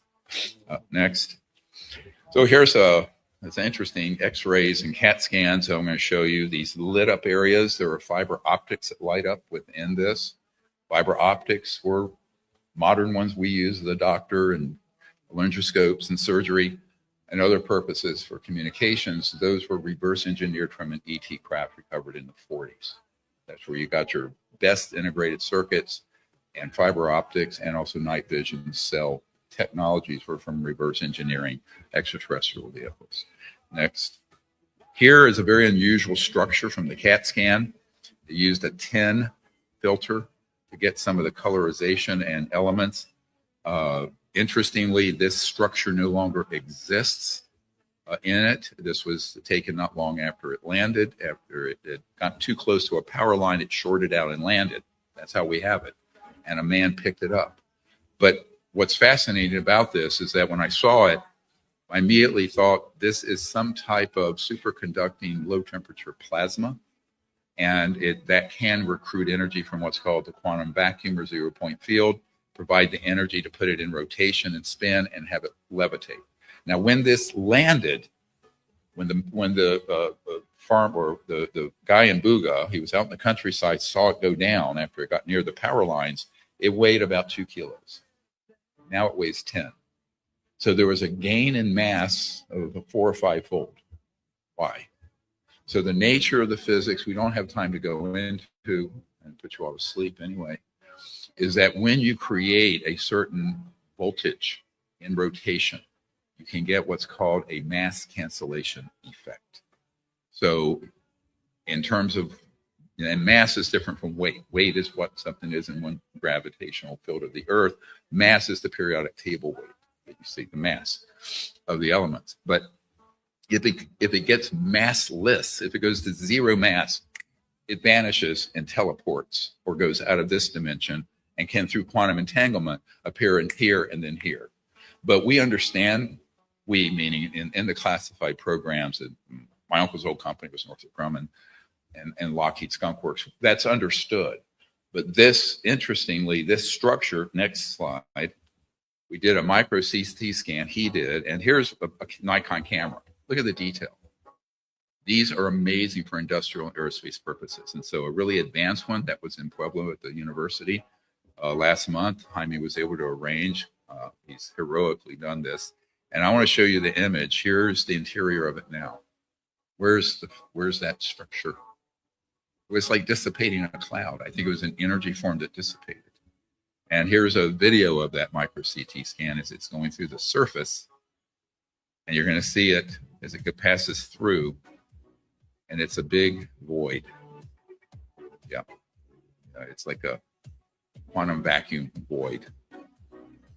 There are some filaments and material in there. My theory is that whatever containment field and structure in there that was an electromagnetic and low temperature plasma and superconducting field dissipated in the ensuing year between the original CAT scan and this micro CT CAT scan.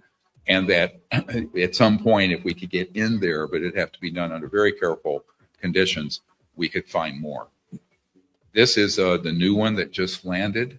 This has just been retrieved. This is the second one that's in possession. It does not have the Proto-Sanskrit on it, but apparently it is inside. There is. Someone opened it up. I'm not going to get into it. I just learned of this morning at the same time the president's materials dropped. I have not been able to do a scientific review, but there is a second one now in our possession and in Mr. Mosson's possession. So I just want a quick trip through that. This is the first time that I know in human history, in modern times, that something of non-human origin, that's a technological device. Imagine what would happen if we could reverse engineer this, right, properly. Don't need Lockheed and Northrop, just leapfrog them. But boy, you're talking millions of dollars in security around that thing. That would be phenomenal. Way beyond my ability as a retired doctor to do. So I'd like to introduce Jaime Masson now to present the rest of it.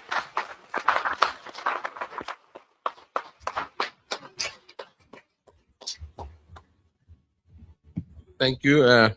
It's been an adventure. As you know, I am a journalist for the last 55 years. I was head of 60 Minutes in Mexico. I am an investigative reporter.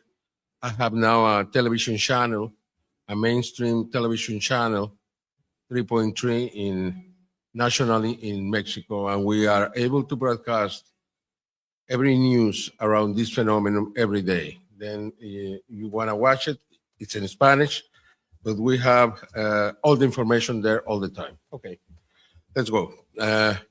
As Dr. Greer said, on March the 2nd, 2025, this sphere was moving very close to the first witness, Maria, who recorded the sphere, very near to her house.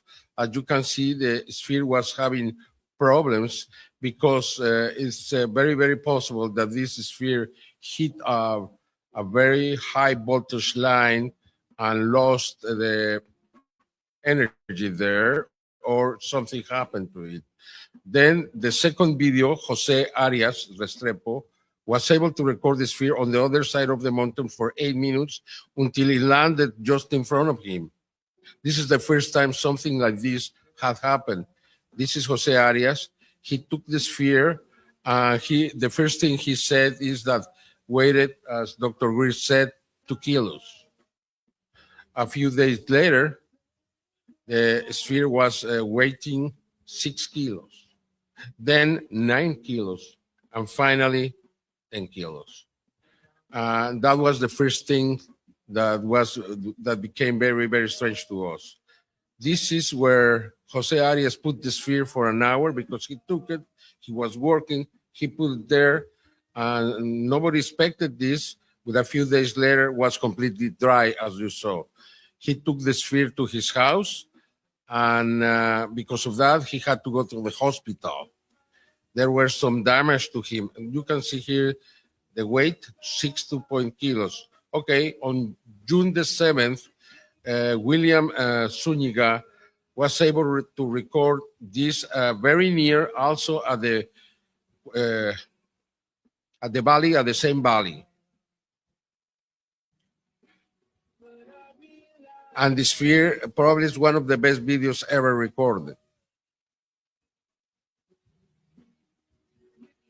El Valle del Cauca, it's been registering many sightings, as Dr. Green said, at least 10 sightings over the last year. Some of them very near to population. You can see here that it has the same kind of dots in the middle of the sphere. It means it's the same. A few months later, just a few of the videos because there are so many and there is no time to present them. But in this occasion, a parapente was flying, also in the Cauca Valley, and they were very afraid because the sphere was very flying was flying very close to them. Then this is January 29th this year. Two brothers, a sister and a brother, were working in the top of the hill when this sphere got very near to them, probably 9 feet away from them. When she pointed to the sphere went away. And her brother saw it, and then they started running and recording. She's recording the sphere. Chupi, the man Jeffer, was trying to get close to the sphere.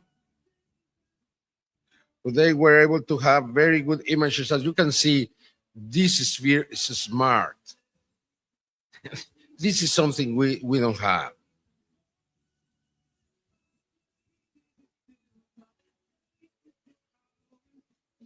Until the sphere disappeared. But you see, it's enough evidence to understand that these spheres are flying all around Colombia and in many other places of the world. These are some of the analyses that were done by the university in Mexico, and they were the first to found the optical, the fiber optics. You can see them. They are all around the sphere, everywhere. These are in the little holes. This inside the little holes, the black holes around the equator.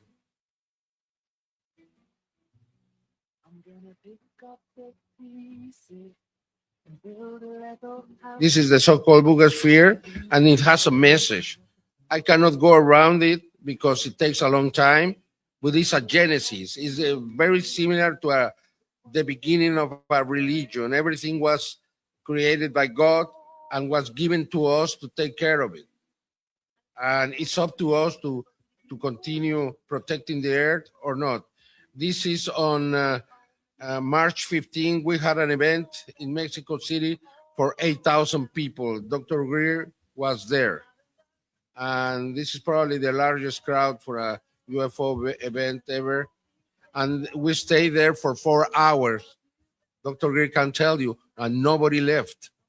Nobody left. We presented all the witnesses, all the evidence we had. We presented the message, and was a great event. And I thank you very much. And I'm willing to give this testimony under oath to the USA Congress, to the American Congress, because I am just telling you everything that is true. Thank you. Thank you.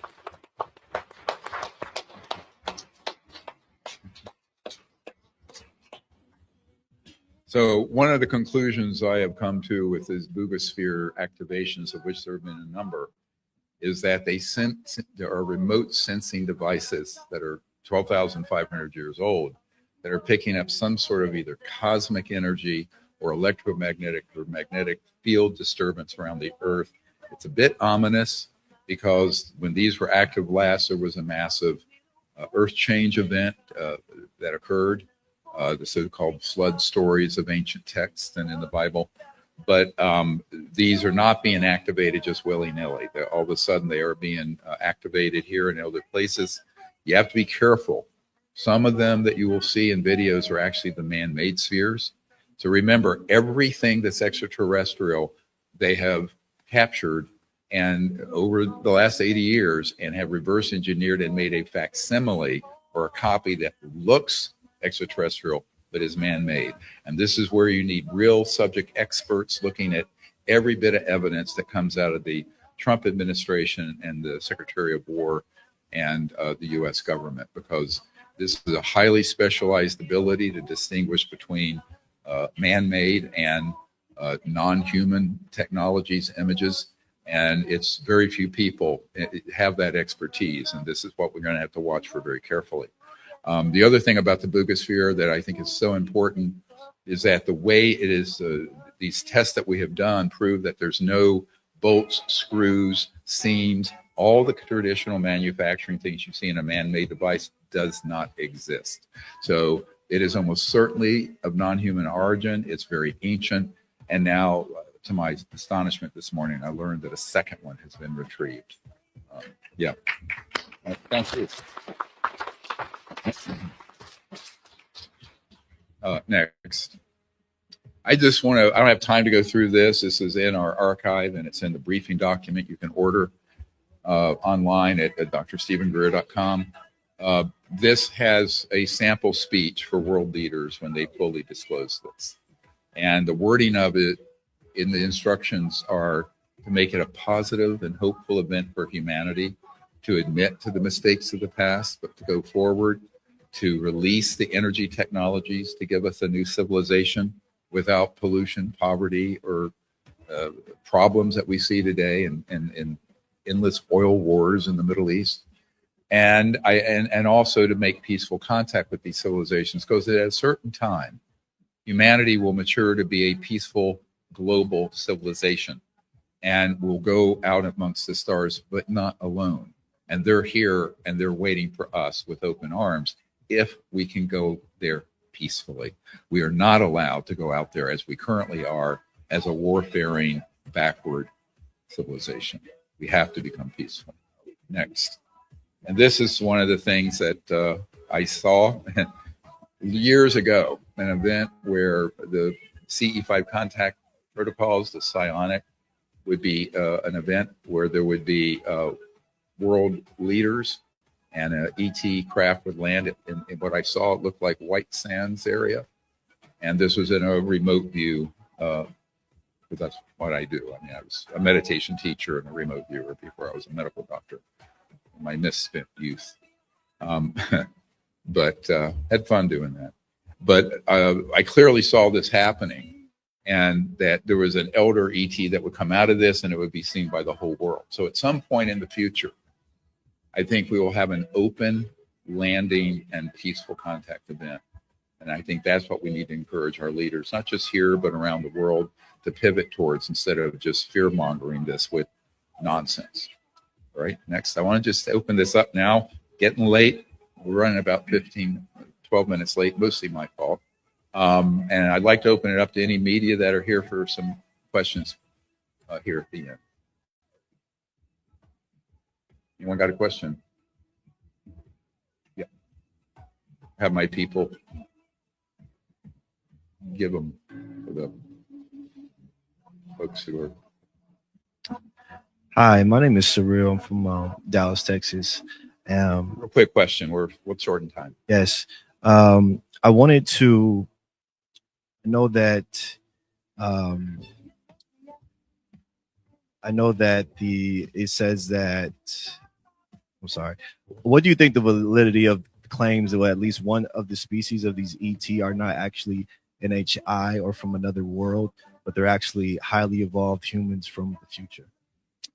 Well, we do know that at the Rendlesham Forest Mintwaters case that happened in the early 80s in the United Kingdom, where that pyramid-shaped craft landed, and that I was helped get people in the Ministry of Defense to release those documents. That, in fact, was descendants of humans from 500,000 years in the future that came back to warn against our endless wars and the nuclear assets that were there. It was an illegal nuclear base that could have triggered World War III. So that has happened.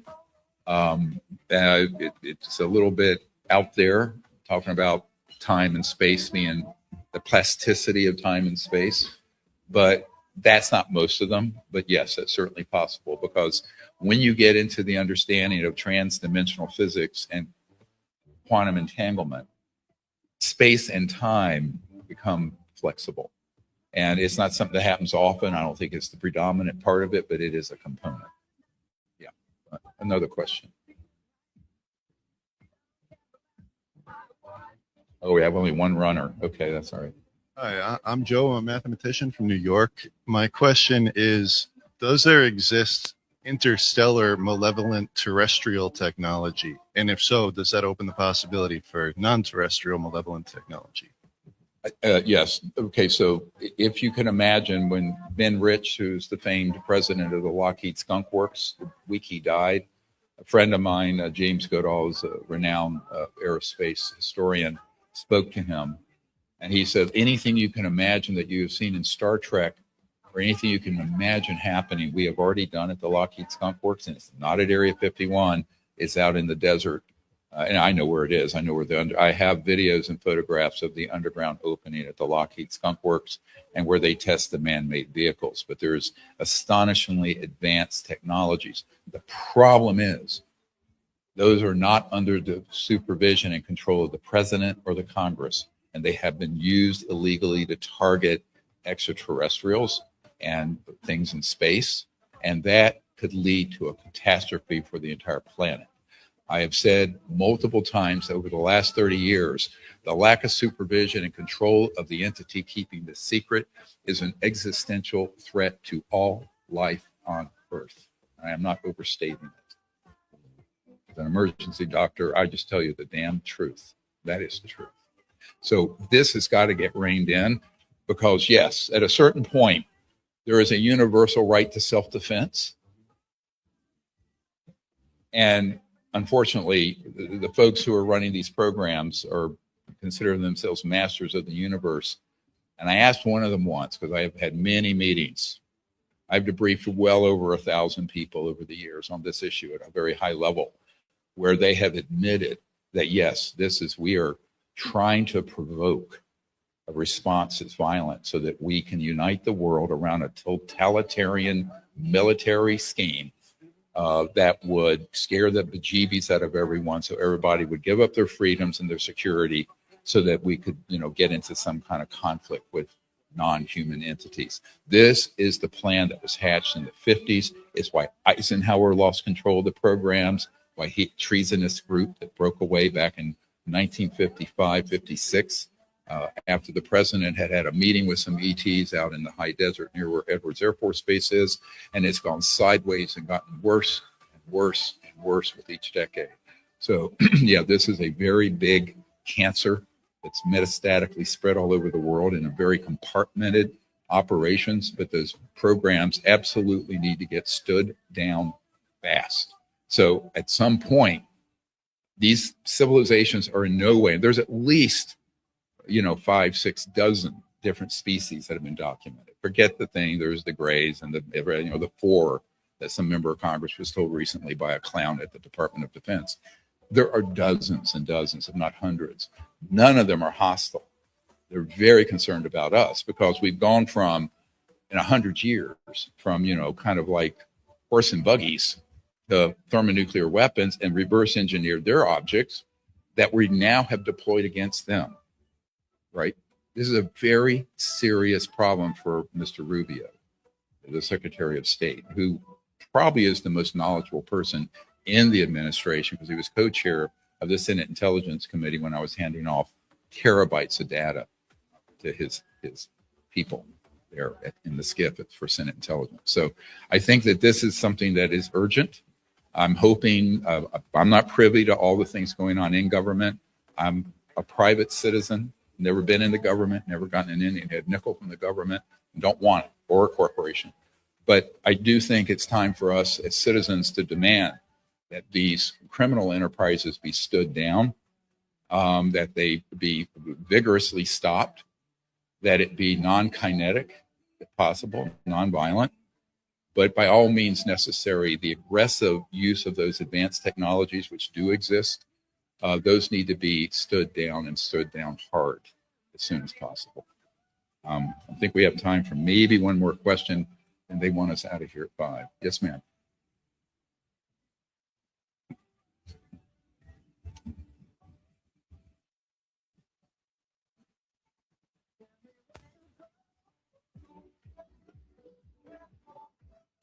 I don't have any information on the Miami Mall incident. I understand that that is not what it appears. I've never been able to get a credible read on it, and I deal with things that I try to prove scientifically or through multiple corroborating witness flip. Now, remember, what you're seeing here are the tip of a huge iceberg of whistleblowers, and we have literally hundreds of them. But most of them do not have the courage of these men to come forward. And I just want, in conclusion, to thank all of you and the media, but also to thank these guys, Batista, Anderson, Castle.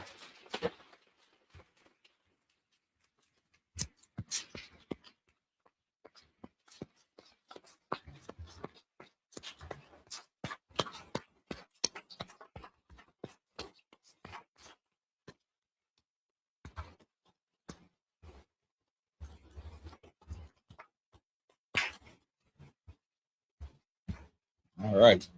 All right. Thank you all very much. God bless, and keep the truth coming out. Appreciate your help.